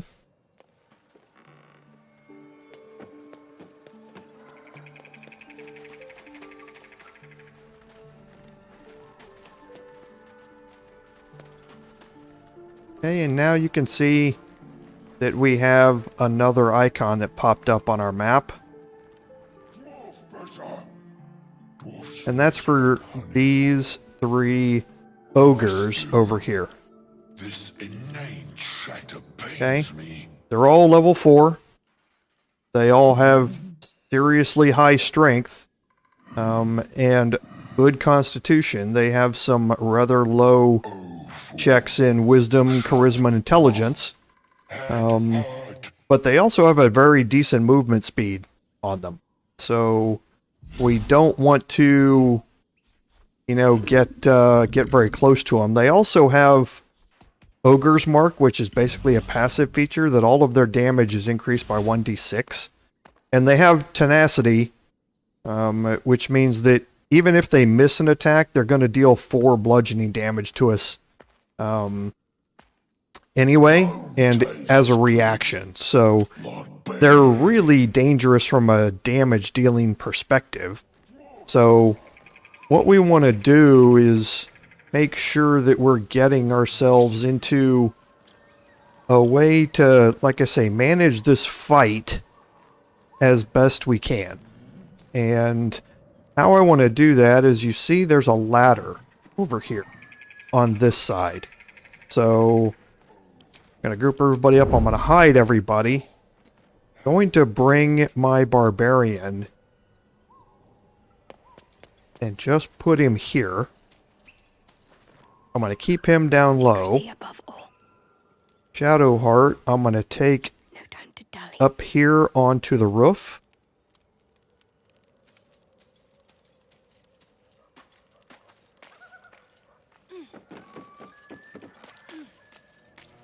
Okay, and now you can see the detection cones here.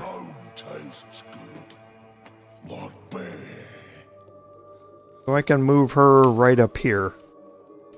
Now again, these ogres are not hostile right now. And there are multiple ways to play this. You can go up and talk to them. You can try and pickpocket them. Your chances are pretty low because they're all kind of facing each other. But there is a way to be able to pickpocket Shock, at least. Fairly straightforward. The others take a little more work. But you can also talk to them and you can receive an item from them, which has some very interesting gameplay mechanics associated with it. But we're not going to go that route. We're going to go the route of killing them, because they are obviously part of the destruction of this village, and we're going to get some payback for that. So in doing that, I'm going to make sure that I've positioned my characters in a way that's going to help maximize their protection, while at the same time being able to let them deal damage consistently. And to do that, I'm going to utilize very much the same strategy that I had when I was dealing with the undead in the chapel. And that I'm going to manage my line of sight here. So a couple things to know about this area.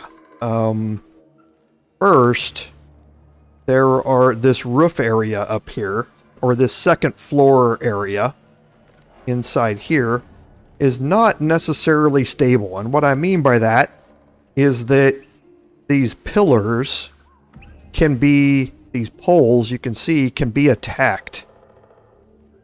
And when they are attacked, the whole section of floor that they're supporting falls away. So you may think that you're safe up here on one of these platforms, but then they can attack these poles, knock that floor out, you take fall damage, and now you're right in the middle of all of them. Okay? So don't think that these are, you know, guaranteed hiding spots, because they are most certainly not. Okay? So what I want to do is take Astarion. I'm going to move him down here to this spot. That allows me to take Will, kind of move him a little bit farther down here. Okay. And now what I'm going to do is initiate this combat with Astarion. Okay. Going to keep Jorval out of it for a little bit until I see what they're going to do. Because there's a good chance that they're going to want to run out this way. And I might be able to, at that time, get off some attacks on them, you know, and basically a flanking maneuver as they come out. So let's go ahead and kick this off with a sneak attack from Astarion. You can see he barely has to move to get a 99% chance to hit here. Okay, so we do want to focus on Lump the Enlightened. He's a spellcaster. The others are not. So we want to be able to attack him first.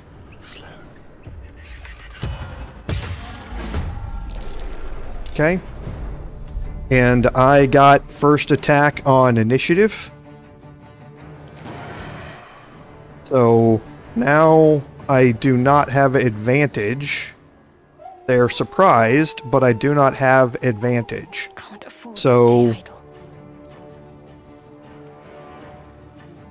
what I can do here, and the detection cones are not rendering.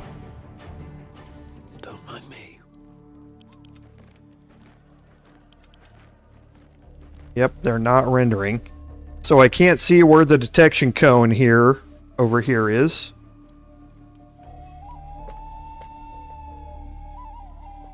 I hate that that happens. But I'm going to try and move myself around the corner here where I can get off a guiding bolt. Okay, so can't do it here.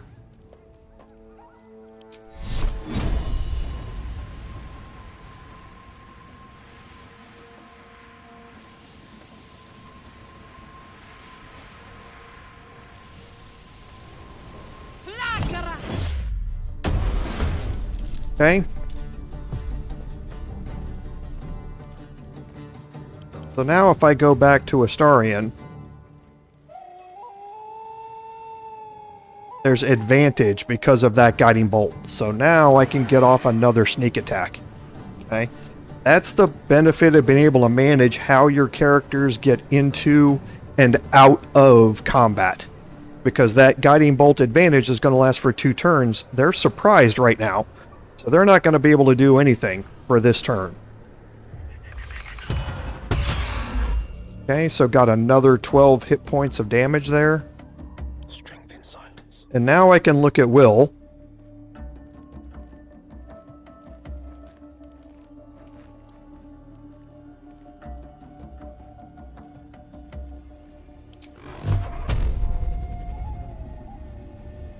Okay.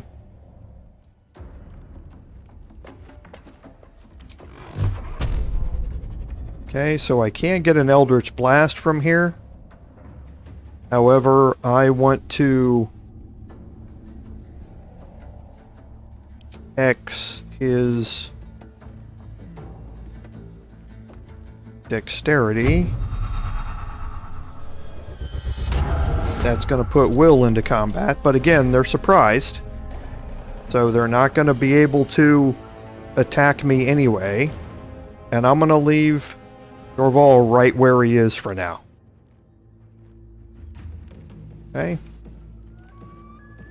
And I'm going to end my turn. Oh. I can get the imp involved as well.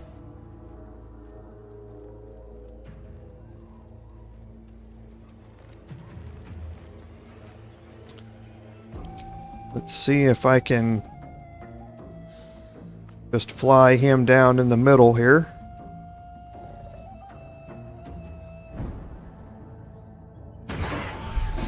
Okay, that puts him into combat as well. Okay, so now I think I'm ready to end Astarion's turn. Surprise, surprise, surprise. Okay, so that's exactly what we wanted to see. And now here, I can get off a level 2 guiding bolt. Why does she want to have to move now? Okay, she doesn't.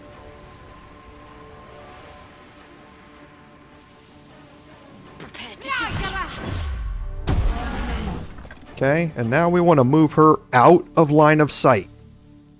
That's very important at this point. On I go. Okay, is get her so that they cannot see her anymore, because they're going to want to move and they can throw things, large things, like big rocks and furniture and chests and stuff at you. So you want to make sure that you manage that line of sight. Okay, and now he's got 11 hit points left. He's got Guiding Bolt still on him, so I can do another sneak attack here. Got a crit. And it kills. So now, again, I want to move out of line of sight. Okay? So now, Fank over here is going to get an attack, and you see that Will has not been able to move because he rolled lower on initiative. So, hopefully, Fank is going to go after the imp down here, but he might not. We'll see what happens with Will up here.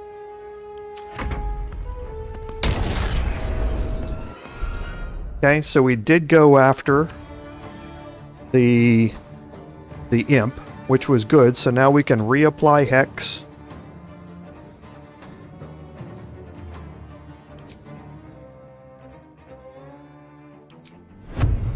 Okay, and between these two, it doesn't really matter at this point.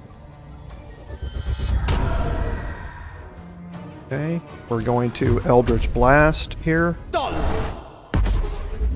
Okay, he missed, and now again, we're going to move him out of line of sight.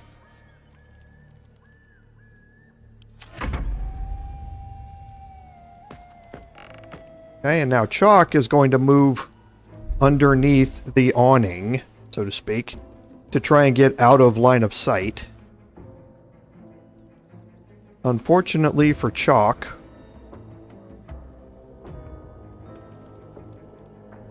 that isn't going to work very well. But for now, what we can do is move. So let's see what a level 2 guiding bolt, where she has to go to do it. So she's going to move, yeah, less than half of her movement to be able to cast this on Fank. Okay. And then she can again move back out of line of sight. Now Astarion has advantage on Fank.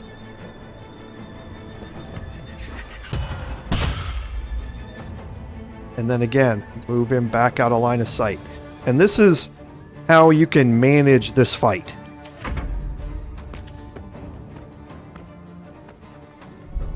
Okay, now they think that they're moving out of the way, and they are. However, we can maneuver ourselves.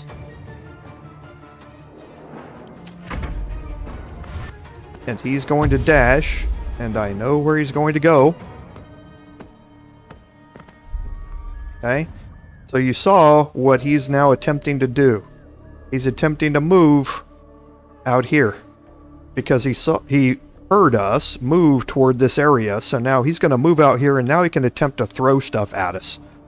That's why I left Dorval down here,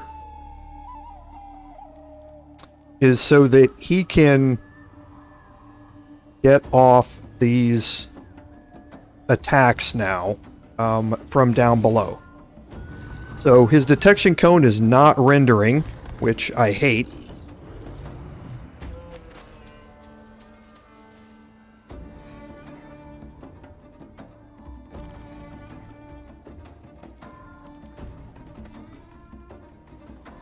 Because according to this, I should be able to walk right up on him, but I'm not going to be able to do that. It's not going to let me. Because the detection cone is just not rendering. But I do want to get into combat anyway.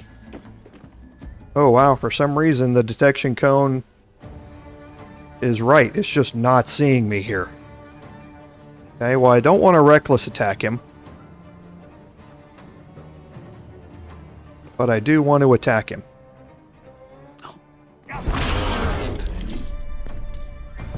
Okay. And now Shadowheart, at this point, there's not a whole lot that I need her to do. I'm just going to move her back more toward this direction. Let's spill some blood. And now Astarion can actually... Oh, that's right. He has advantage against Chalk. So he just can't move that far. So I'm going to Cunning Action Dash.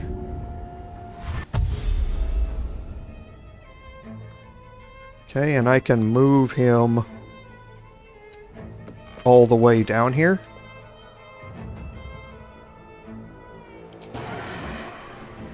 And now he has advantage against Chalk. With pleasure. Okay, and now he still has a bunch of movement to be able to get back out of line of sight.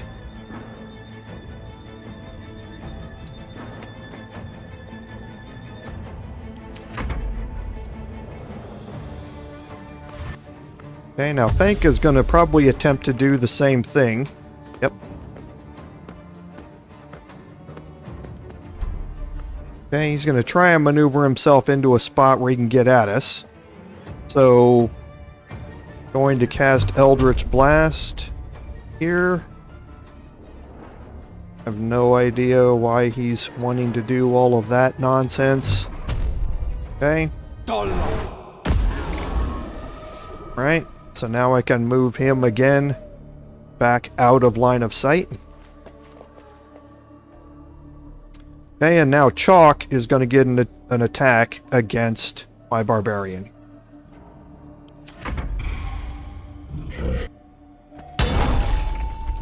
Okay, and he dazed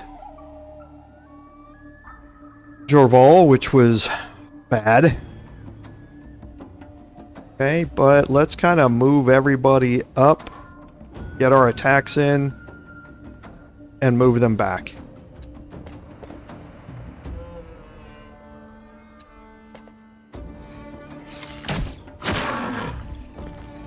Okay, then move her out of the way. Move Astarion up. I don't think, or he does still have it because he's got the height advantage. Okay, and that takes him out. It's now going to move him back out of line of sight. Now Fank is going to probably dash.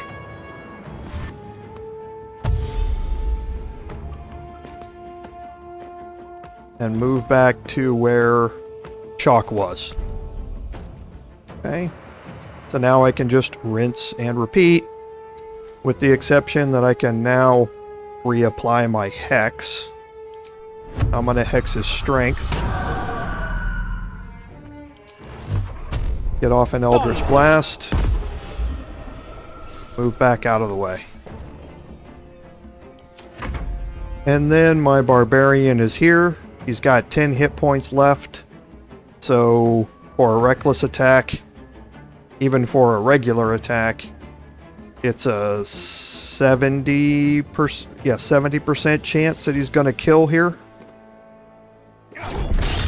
And he did. Okay, so we're going to move everybody down here. Will guide me. No time for Danny. Trust no one. Don't linger. Checking things out. And we'll do some level ups once we get everybody grouped up. Okay. So actually let's do some searching here. Camp supplies, always good.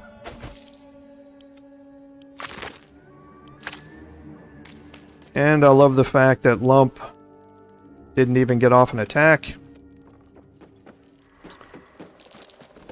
That's curious.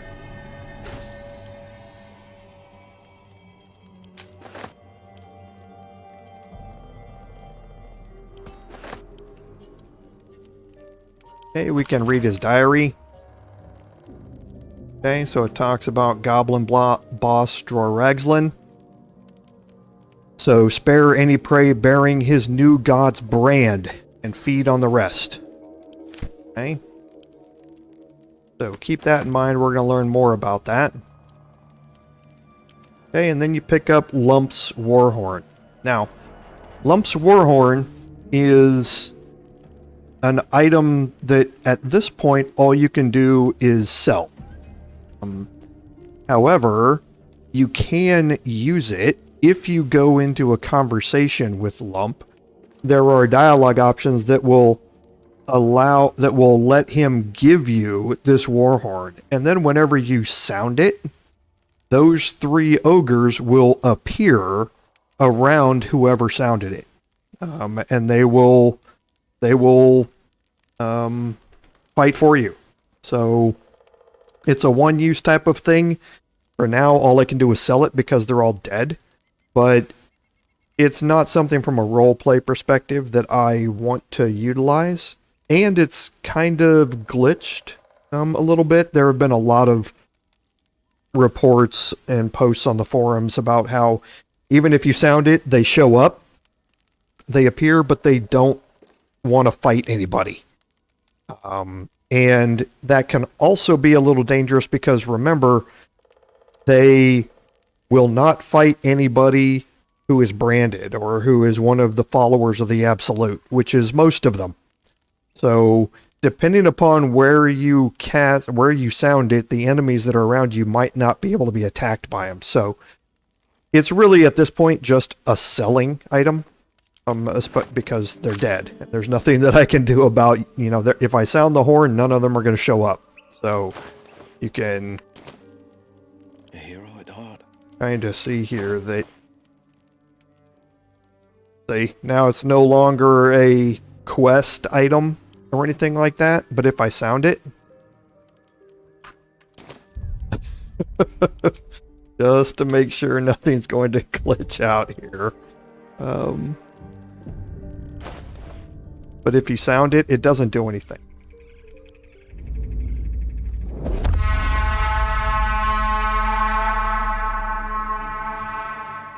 And that's because they're dead. I can't summon a dead ogre. Right. That's exactly what it says. So you can't summon them because they're dead. But even so, from a roleplay perspective, I wouldn't have wanted to let them loose from killing this entire village. They deserve what they got. So let's go ahead and do some level ups here, because this is going to be a very important level up here for us. So maximum hit points go up to 45, which is really impressive. And you can see my ability score improvements. It's wanting to put 1 into strength, 1 into constitution. But we set those to keep our +3, and that +1 in each isn't going to get us anything. Even if we took down constitution and put it into strength, we get a +4 strength, but that's it. I talked about this during character creation, and that I'm not going to use ability improvement. I'm going to pick Great Weapon Master.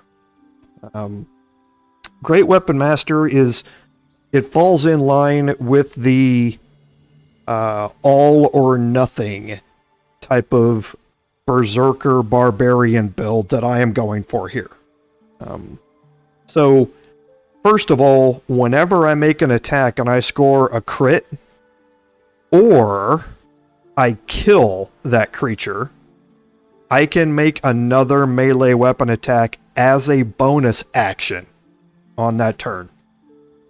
So let's think about this for a minute, in that I have Frenzied Attack as a bonus action, but I also have the ability to, whenever I get a melee weapon or whenever I get a critical hit or I kill a creature, I can do another straight melee weapon attack utilizing that same bonus action. So I don't have 2 bonus actions like Astarion does, so I can't use this bonus weapon attack and the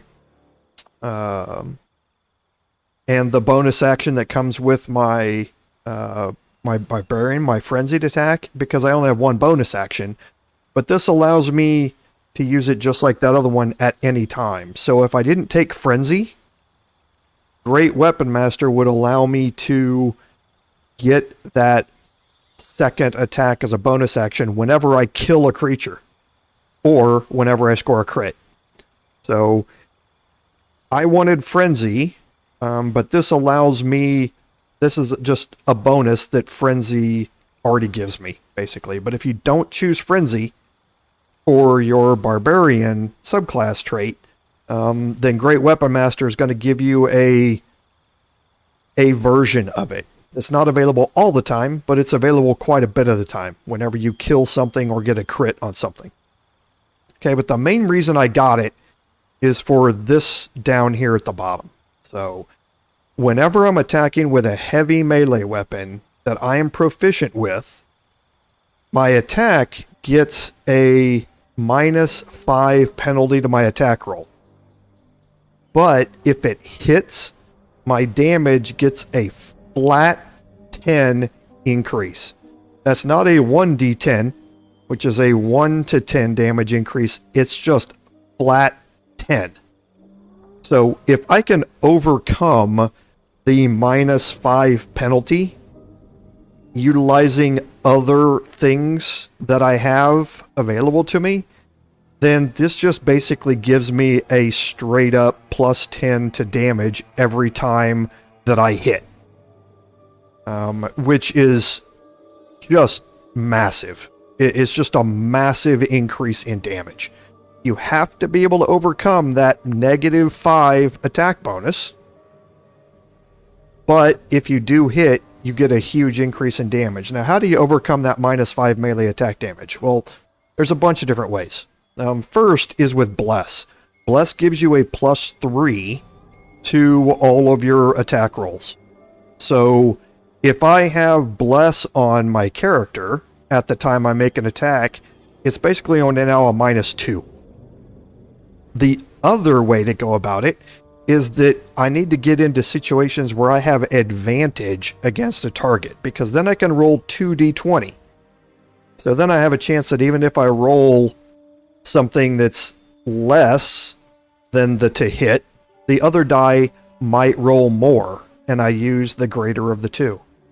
So advantage and things to increase my hit roll, or my attack roll, like Bless and other spells like that, are what's going to help me try and overcome that. So you're going to be seeing me utilize Bless more and more from Shadowheart before we go into combat, just so I can help mitigate that -5 to hit roll that I take. And if I can mitigate it, then I can do huge amounts of damage. But again, if you miss, you don't do anything. So it's very much in line with that all or nothing type of character that I'm building here. So that's the feat that I'm going to take, going with my Barbarian. It is important to know here, this is Great Weapon Master, so it's going to be with heavy melee weapons. And as you can see, they have a label on them that says heavy down here. So the Everburn Blade is a heavy melee weapon. So the best weapon that I have in the game right now that's available to me is a heavy weapon, which is huge. But also things like the very heavy Great Axe, which is a straight up +1 Great Axe, gives me, I have the same opportunity for that extra +10 damage. So any heavy melee weapon is what you want to be focusing on to use here, because I'm proficient with all weapons as a barbarian. So it doesn't matter what it is, as long as it's heavy, I'm going to be able to have that +10 damage out of it. Okay? So it's really an impressive trait if you can manage to overcome the -5 to hit. So let's go ahead and level up Astarion. Okay, so for here from 3 to 4, he doesn't get any additional rogue abilities. He just gets a boost in hit points. He has some feat increases, though, here. And for here, it wants to increase his dexterity and his constitution. So if I take these away, you can see his base hit points. So you definitely want to increase his dexterity, because you want to get that up to +4. Now, his other ones, you want to kind of maybe focus on the odd ones, because this would get his wisdom up to +2 or his intelligence up to +2. You can also look at the feat list here, and you can see things like athlete, that for him is going to get him a +1 to dexterity, but it gets him the standing up ability. You also have the option of dual wielder. So you gain a +1 bonus to armor class while wielding a melee weapon in each hand. You can use 2-weapon fighting even if your weapons aren't light, which means that now I can, instead of just wielding light weapons, I could wield 2 rapiers or something like that if I'm proficient with those weapons. So dual wielder gives you some big bonuses as well. As far as the rest of it, lightly armored is another one. It's just basically, not lightly armored, because I can't Well, yeah, he's medium armor. No, I thought he only had light armor, so I don't know why I don't have medium armored. Oh, here it is, moderately armored. So I gain armor proficiency with medium armor. So I'd be able to go up to and use medium armors, but then also,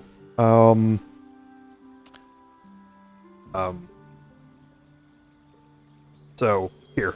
So if I gain medium armor proficiency, but I could also increase my dexterity using moderately armored. So I'd lose out on additional ability points somewhere, but I would gain proficiency with medium armor. And what that would do is allow me to use, right now, the highest light armors that I have are an 11 armor class, and the highest, but I get a +4 bonus from my dexterity, being at 18. If I go to medium, I could have a 15 armor class with a +2 bonus from my dexterity to take me up to 17. So you're going to get more out of moderately armored here than that. But you're also going to have, I believe moderate armor gives you disadvantage on stealth checks.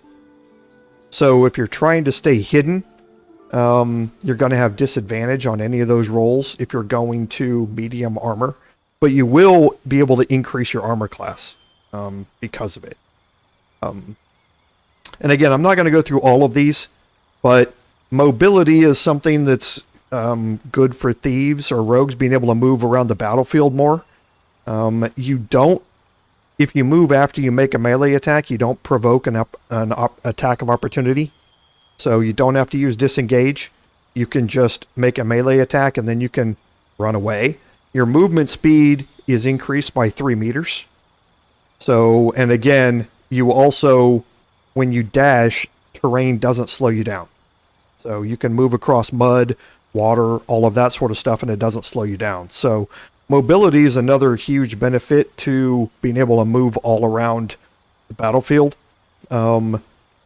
Skilled allows you to basically take 3 more proficiencies, is what it does. So for a rogue, you can get some things that you might not be proficient in, so like animal handling, or investigate, or like it says, athletics and investigation or nature or something like that. You can improve that, but I don't think it's really a good one to use. The other one is obviously dual, like we had talked about, dual wielder. You gain a +1 weapon to your bonus class. You can also do defensive duelist. So when you're attacked, you can use your reaction to increase your armor class by 2. You have to be wielding a finesse weapon that you are proficient with, which rogues are always going to be doing. But you can use that reaction to increase your armor class by 2. So whenever you're attacked on a melee attack. So we have some options here. Because, like I was saying with the ability improvement here, we're getting 2 skills, but we only really need 1. The other would give us a bonus to wisdom and intelligence. We could put that other one in. If we put it in constitution, we're not going to increase to +3. It's just going to stay at +2. So we only really need 1 ability point. So our feat here now gives us an opportunity to choose something that's going to help us and also give us that ability point. So I think, and I've been thinking about this a lot, I think I'm going to try this out with moderately armored. I'm going to get a +1 out of dexterity for it. I'm going to gain proficiency with medium armor. I am going to take disadvantage on wearing my medium armor, but I think since my staying hidden is such a rare thing that I do in combat, I think having the additional armor class is going to be better for me. But again, there are other things here that you can do. So, because right now I need to make sure of this. That I am only proficient with light armors right now. And I'm pretty sure that is the case.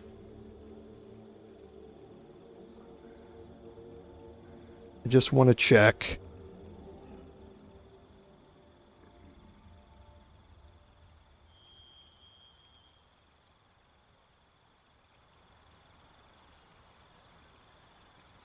Yeah. So light armor is the only thing that he can use. So I am going to swap that out to be moderately armored with the +1 into Dex. And that's the feat that I'm going to take. So I am still going to go up to 18 Dex, but I'm going to gain proficiency with medium armor.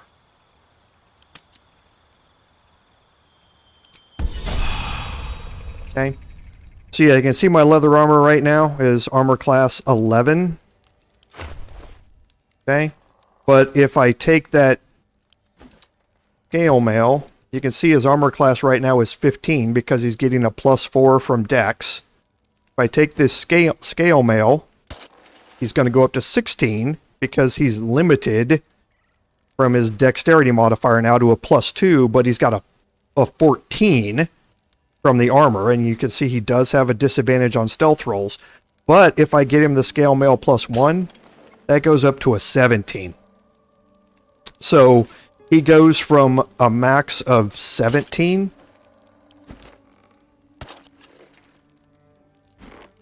to his 15, which he's at right now. So that's a +2 bonus to his armor class at the expense of disadvantage on stealth rolls. And like I say, I think I'm willing to take that trade-off at this point, because I am going to end up getting him scale mail +1 at some point. So I have to get 2 scale mail +1s. First one will go on to Shadowheart, and then the second one will go on to Astarion.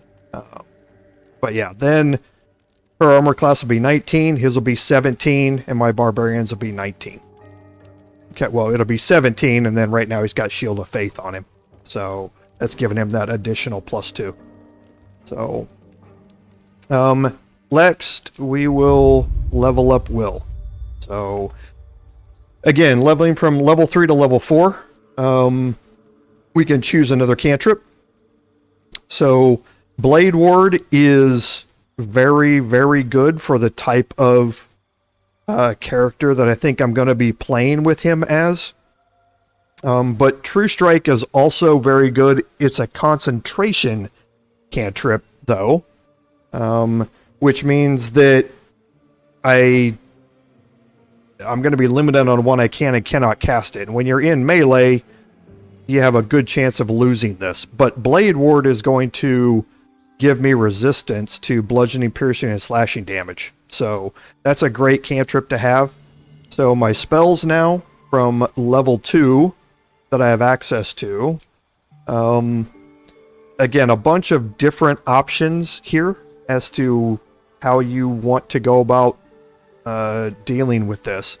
It doesn't really matter a whole lot in Will's case, because he's still got 2 Warlock spell slots, and I already know what I'm utilizing those 2 spell slots for. It's really for Cloud of Daggers and Hex. So those 2 kind of are given to me. This will apply after I've taken a short rest or something like that. But having Misty Step is a great thing to have available to you. So I think I'm going to take Misty Step here. And you'll see kind of why I wanted to do that. For replacement spells, you can see the spells that I have here. Burning Hands, I'm probably going to get rid of in favor of Scorching Ray.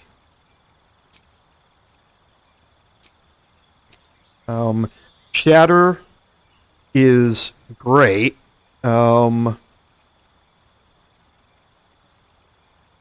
And I may do that instead.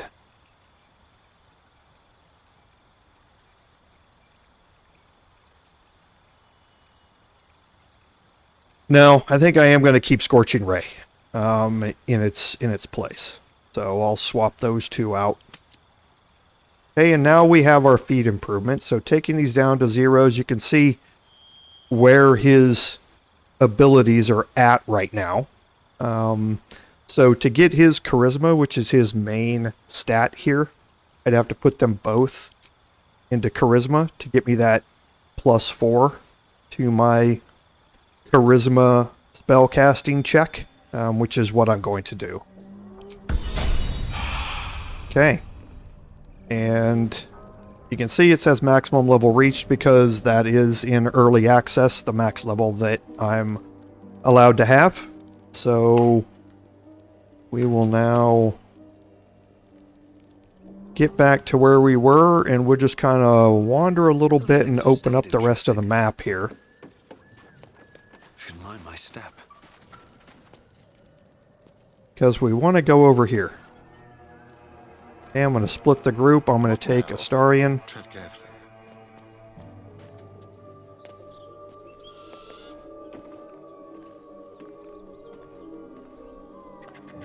And you remember what the gnome was talking about. Okay, a pack that he had to drop. And he said it was ours if we could find it.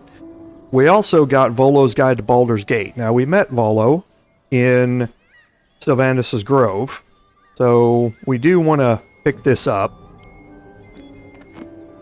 and look at this backpack as well. Okay, so we got a healing potion, which he needed to replenish the one that he was at.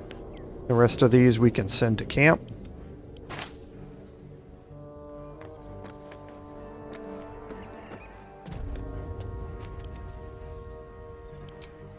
Okay.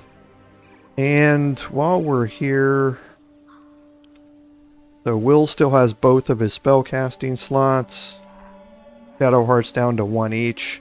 So we can go ahead and take our second short rest. Because we're going to end up taking a long rest here pretty quick. And now you can see that we have 2 other goblins down here. Okay. So I can... That's a friendly looking shadow. Hide my group. I can break it. Now we have a goblin warrior and a goblin sharp eye. What we really want to do is... See me coming.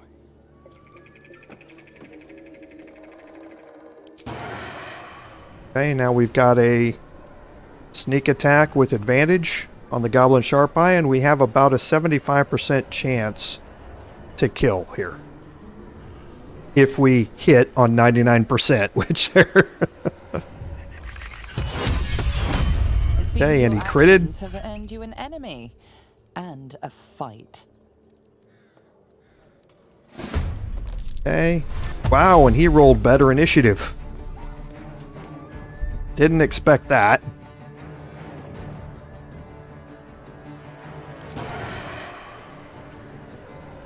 Okay. Yeah, didn't expect that.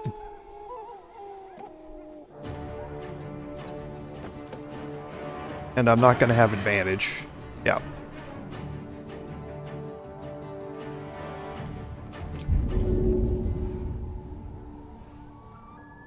Okay, yeah, so there's nothing I can do there, so he's going to want to come around this way.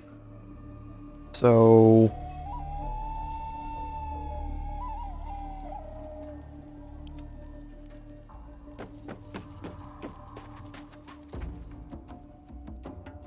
Okay, so now you can see the detection cone is all out in front of me. There's no way I can avoid it going this way. I can...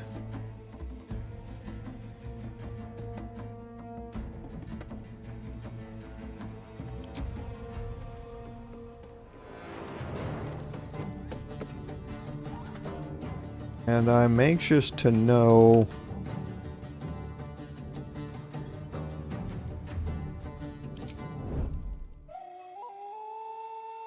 I think I can make it out here.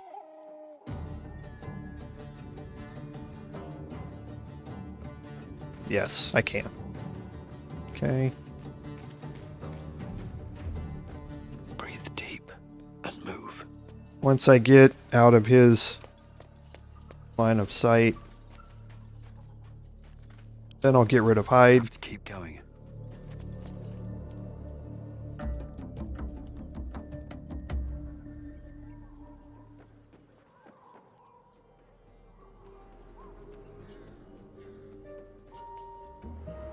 Okay, and there he is.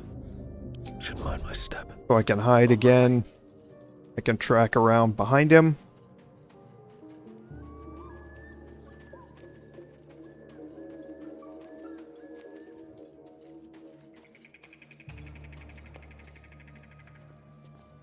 Okay, get off a reckless attack, and this should, if it hits, got a 51% chance to hit, but if it does, it's going to kill him. A regular melee attack is still 51% to hit. Let's see if we can improve that any.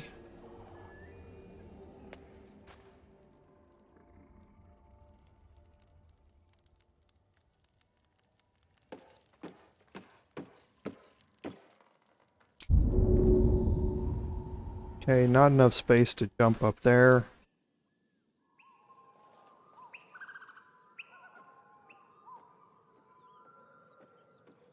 And this is a lot of work for just killing him when I could just run up and beat on him and take the damage he might dish out.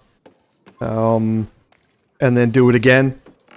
But this is just kind of how I am. Superior planning leads to superior results. That was something I learned a very long time ago in a previous portion of my life. So, okay, so I can't hit him from there.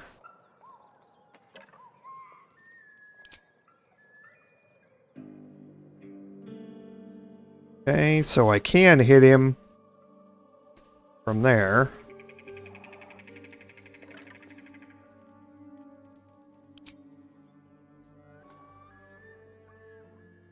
Okay, with an 84% chance to hit. That's got a 60% chance to hit. Guiding Bolt for her has a 91% chance to hit. And it just flat out killed him. Okay.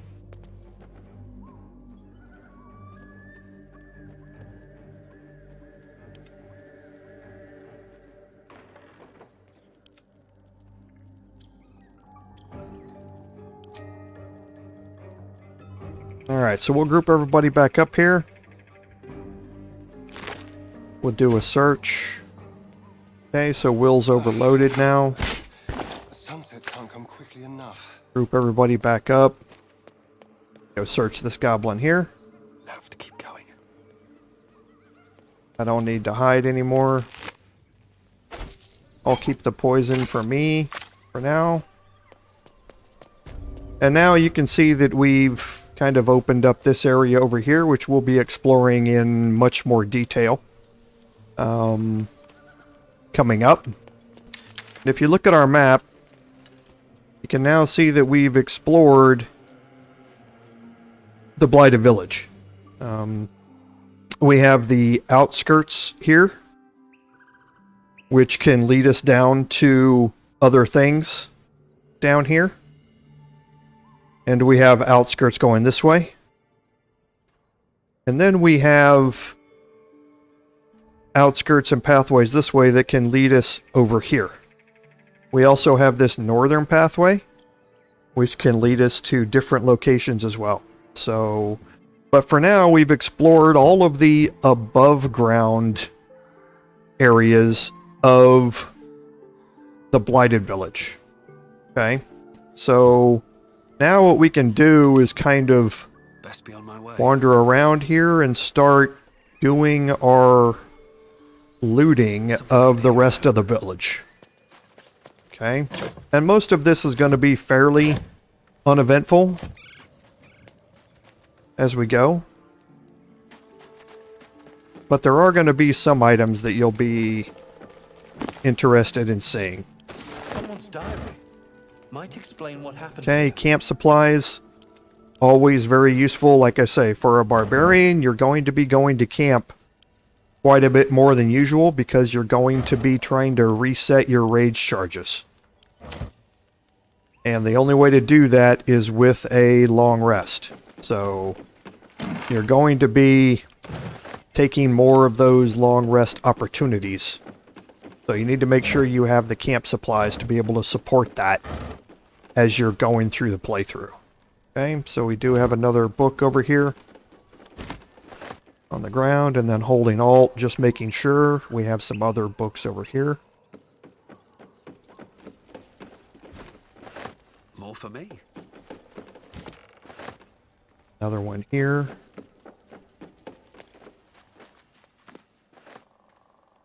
And we're going to come back in here because there's another one here.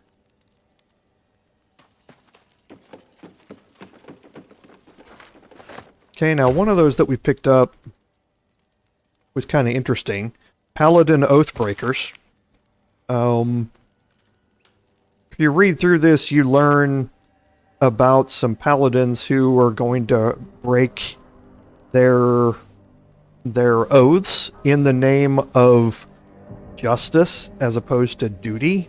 And that will become a little more interesting as we go. The Folly in the Fall is just an advertisement that talks about the Sharp's-Tongue traveling troupe making its transit to Baldur's Gate. That might be something that we'll have access to seeing during the full version. An old school book here is just some attendance logs and things like that. There's nothing in it. The rest of it are standard books that don't have any real significance to the playthrough.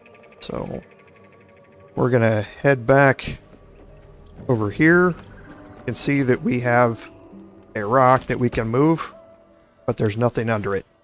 Okay, and that's important that you're going to see those What's in here? type of things. Don't forget that they're there, and always search them.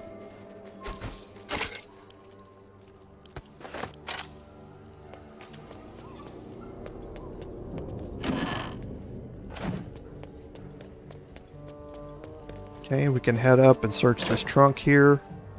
A full supply pack, which is great. Which of us would you rather feed on if you had free reign? Will, no question. He's strong, fast, and righteous. I'm salivating already. Interesting. You sound disappointed. I'll bite you if you ask. I'm sure you would. Don't sound so eager. Classic interaction. Love it. Another rock that we can move. We need to have our barbarian somewhere close to it.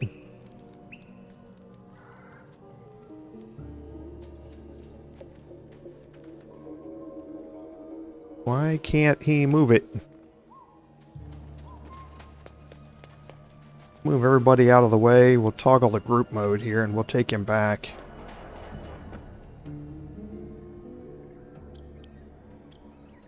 I'm going to actually throw this over here. Okay, you want to make sure when you throw something that you don't have anybody near it because it will cause shrapnel. And you don't want anybody getting hurt.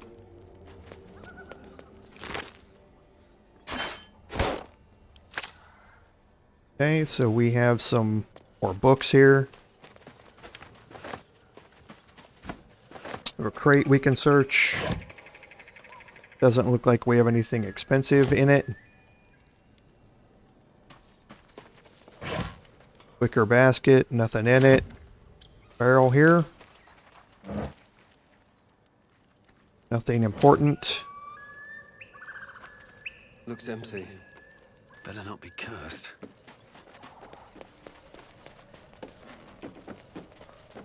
Just another crate. Okay. Camp supplies, always good. Alright, now something that we missed is you can click on the well. We're going to get into this more next time. The well is a way into the Whispering Depths. And there are 4 ways into the Whispering Depths, I think, if I remember right. 3 or 4. And the well is one of them. It's not a way that we are going to use to get into the Whispering Depths. But keep it in mind that it's there.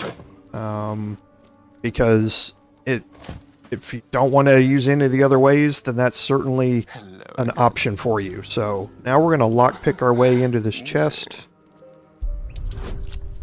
Okay, it's a DC of 15, so it's a little higher. He's also getting a +1 from his happy condition. Whenever he bites somebody, he becomes happy, and he gets an additional +1 from that. So now we're getting a +4 from dexterity, a +1 from happy, +2 from sleight of hand proficiency, and another +2 for expertise. We're already getting +9 just from these passive things that are there all the time, and he can cast guidance. So even a DC of 15, it starts getting pretty, we're like a 75% chance to guaranteed pass it. So, but we still can fail this. And we didn't even need any of them. But yeah, see, a 30. Yeah, our rolls can get a little bit ridiculous having Astarion in the party.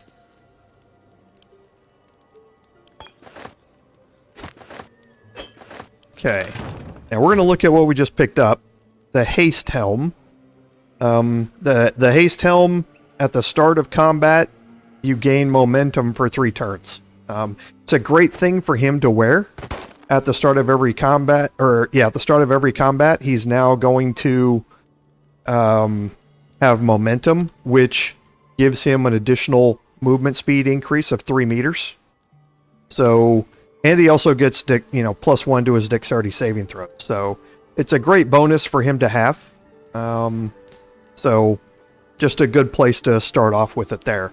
It's also good to have on my Barbarian, because at the start of that combat, since he has crappy movement speed anyway, probably better that he starts out with that, so he can get himself around the battlefield better, rather than Astarion, who has fairly decent movement speed. And you can see 9 meters to 8 meters, so he's already got me beat, but now it's going to be 11 meters here as opposed to 9. And you can see we've already experienced him getting around the battlefield to get into melee range is a little bit harder for him because he's a dwarf. So now that I think about it, leaving that on him is probably the better option here. No traps. Astarion, how is the rat diet going? Okay. It may soon come to an end if you. Now we're going to head back up this way. Need to find a way forward. And search this area up here. There's a mauled sheep. Gonna find some camp supplies there. Then outside here, there's a studded shield we can pick up. Okay, holding alt, there's not much else, but we're going to go around the back way here, and we're going to split our group.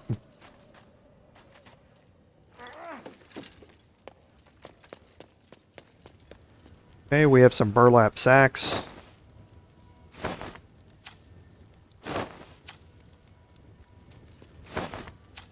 Okay, so nothing else here, and now we're going to take this ladder.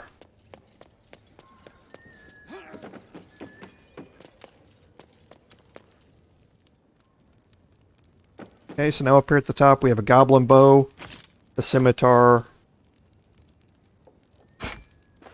makeshift spear, and we have some other things that we can search here as well. Okay, so camp supplies. Always good. Alchemist Fire, we're going to put those on Astarion. A grease bottle is also great for Astarion, and some more camp supplies. Okay, and just looking around. Rotten fish, it's not good for any camp supplies. We have a burlap sack. A large bottle, you can sell that if you want. Okay, but we're not going to. And we can come back down.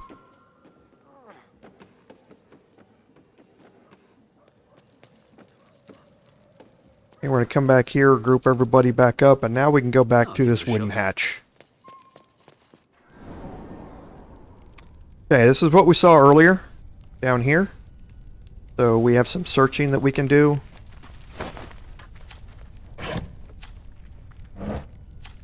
Okay, we also have a heavy chest.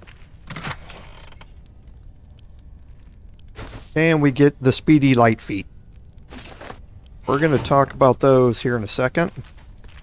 Looks empty.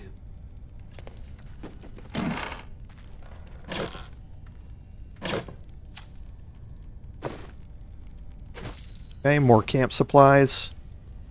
Always good. And we got some smoke powder satchel. Okay, this is really, really good. And we'll explain that some more here in a second as well.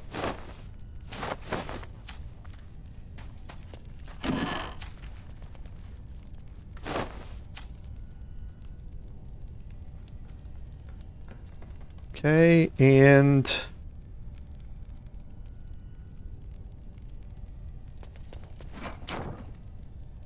okay, so we can move the shattered wine barrel. There's nothing behind it. Nope. Okay, and there's nothing else that we're going to be able to reach through here. I don't think. Yeah, nothing else that we're going to be able to reach here. Okay, so we're going to head back up. And this shattered wine barrel, being able to move it may lead to something else in the future. But for now, let's take a look at what we picked up. We picked up the Speedy Light Feet. This is our introduction to something called lightning charges. Now, lightning charges are not in tabletop D&D as far as I'm aware. But there are ways that are going to be introduced to us for us to get what are called lightning charges. And as you gain them, and then one of them disappears every turn after you gain them. So in this case, the light feat is whenever you dash or you take a similar action during combat, you gain 3 lightning charges. Okay? And it also gets you +1 to athletics. And athletics is a check that allows you, a bunch of different skill checks as you're going along throughout the playthrough here. So, who dashes the most? Astarion dashes the most. So, him having those means that whenever he dashes, he's going to gain 3 lightning charges. Now, what do lightning charges do? Well, they can be used for a bunch of different things. But first of all, whenever you have lightning charges, you gain +1 to attack rolls, and you deal an additional 1 lightning damage every attack that you do. Okay? So that +1 to attack rolls is important because if our barbarian dashes, then they have a +1 to attack roll, which helps mitigate that -5 to attack roll that they have because of having great weapon master. And because of that, if you add bless on top of that, now you're only at a -1 to your attack roll. Yeah, the second thing about it is that if you gain 5 charges, as soon as you have 5 charges of them saved up, the next time you deal damage, you do an additional 1d8 lightning damage. Okay? So, the Speedy Light Feat is very useful in a lot of situations. And I think what we're going to try and do is try and utilize them as much as we can to mitigate that -5 that we have. So that means we're going to have to dash on our Barbarian, which takes an action to be able to do it. But remember, if we're frenzied, we can do a frenzied strike as a bonus action. So we can use our action to dash around, gain a +1 to our attack roll, and still make a frenzied strike attack. We can't make 2 of them, but we will gain up 3 lightning charges. Only 1 disappears per turn. So for 3 turns, we're going to have a +1 to our attack roll. So for now, I'm gonna experiment with it and see if we can use it to our advantage with our Barbarian to help offset that -5.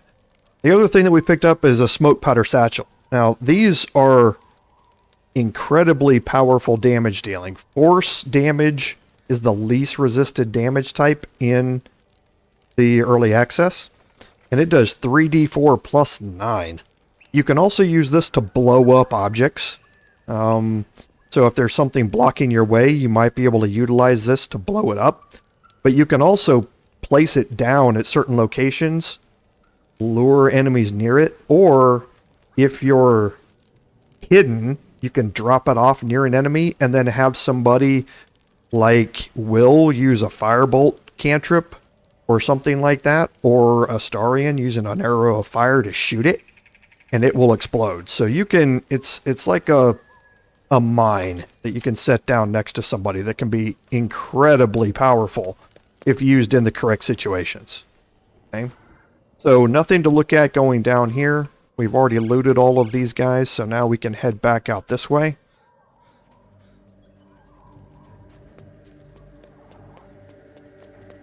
We've got another crate here, a wooden barrel, neither of which we can reach. We've got a wooden crate. Nothing. Okay, nothing to look at and see over here. So now we'll head back here where we killed this scrawny bugbear. And we can look, and we've got some camp supplies here. We've got some rum. Rotten chicken eggs we don't need. We've got some wine. Just another crate. Okay. He was digging up a crate here.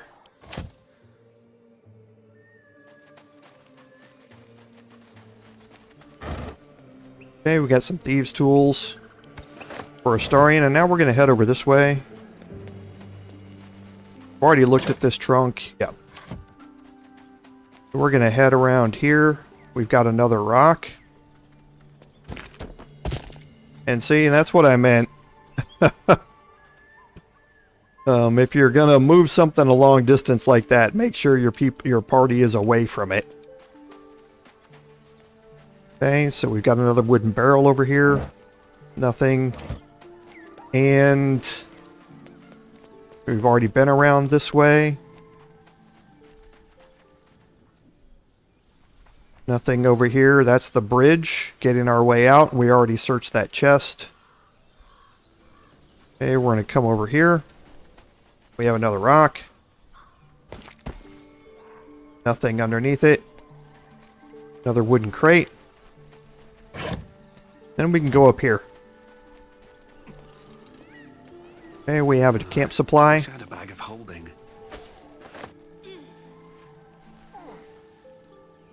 We have a wicker basket and some other things that we can search. Nothing expensive there. Or there. Holding Alt. Okay, we do have another rock. Okay, nothing there. Okay, now the campfire. Okay, we have some roasted meat here. A feast fit for an ogre. You notice a peculiar dagger protruding from the tough, leathery meat. Okay, so I can use a strength check and just pull it out. I can also do an investigation check and just see if I pass this. The 15 DC.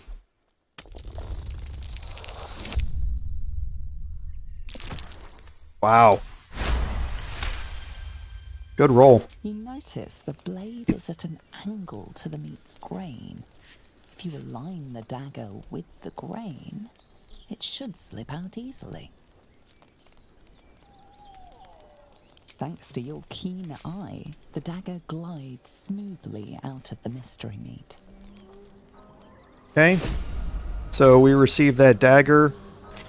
Mystery meat, tough as boar hide. Only the sharpest teeth could pierce it. Okay, and now all that's left behind is the meat. So we can look at that dagger that we picked up. Basically just a dagger plus 1. Which, the short sword here and the dagger plus 1, this is 1d4.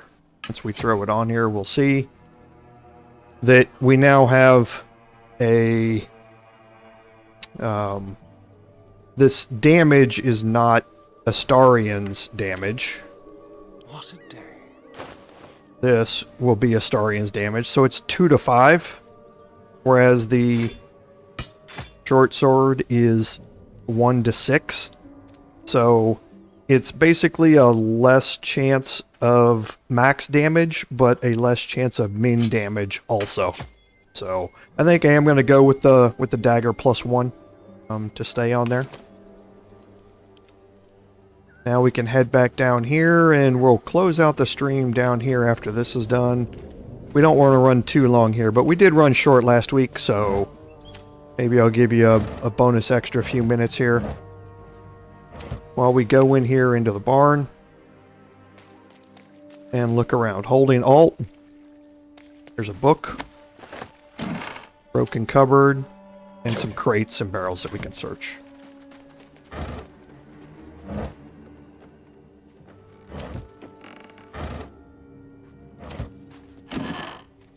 There's a pork loin we can pick up.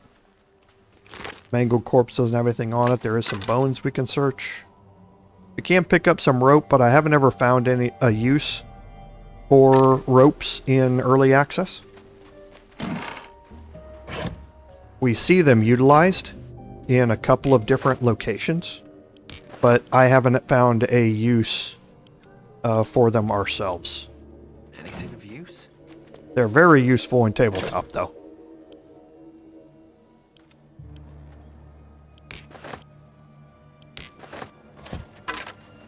Okay, and some final search.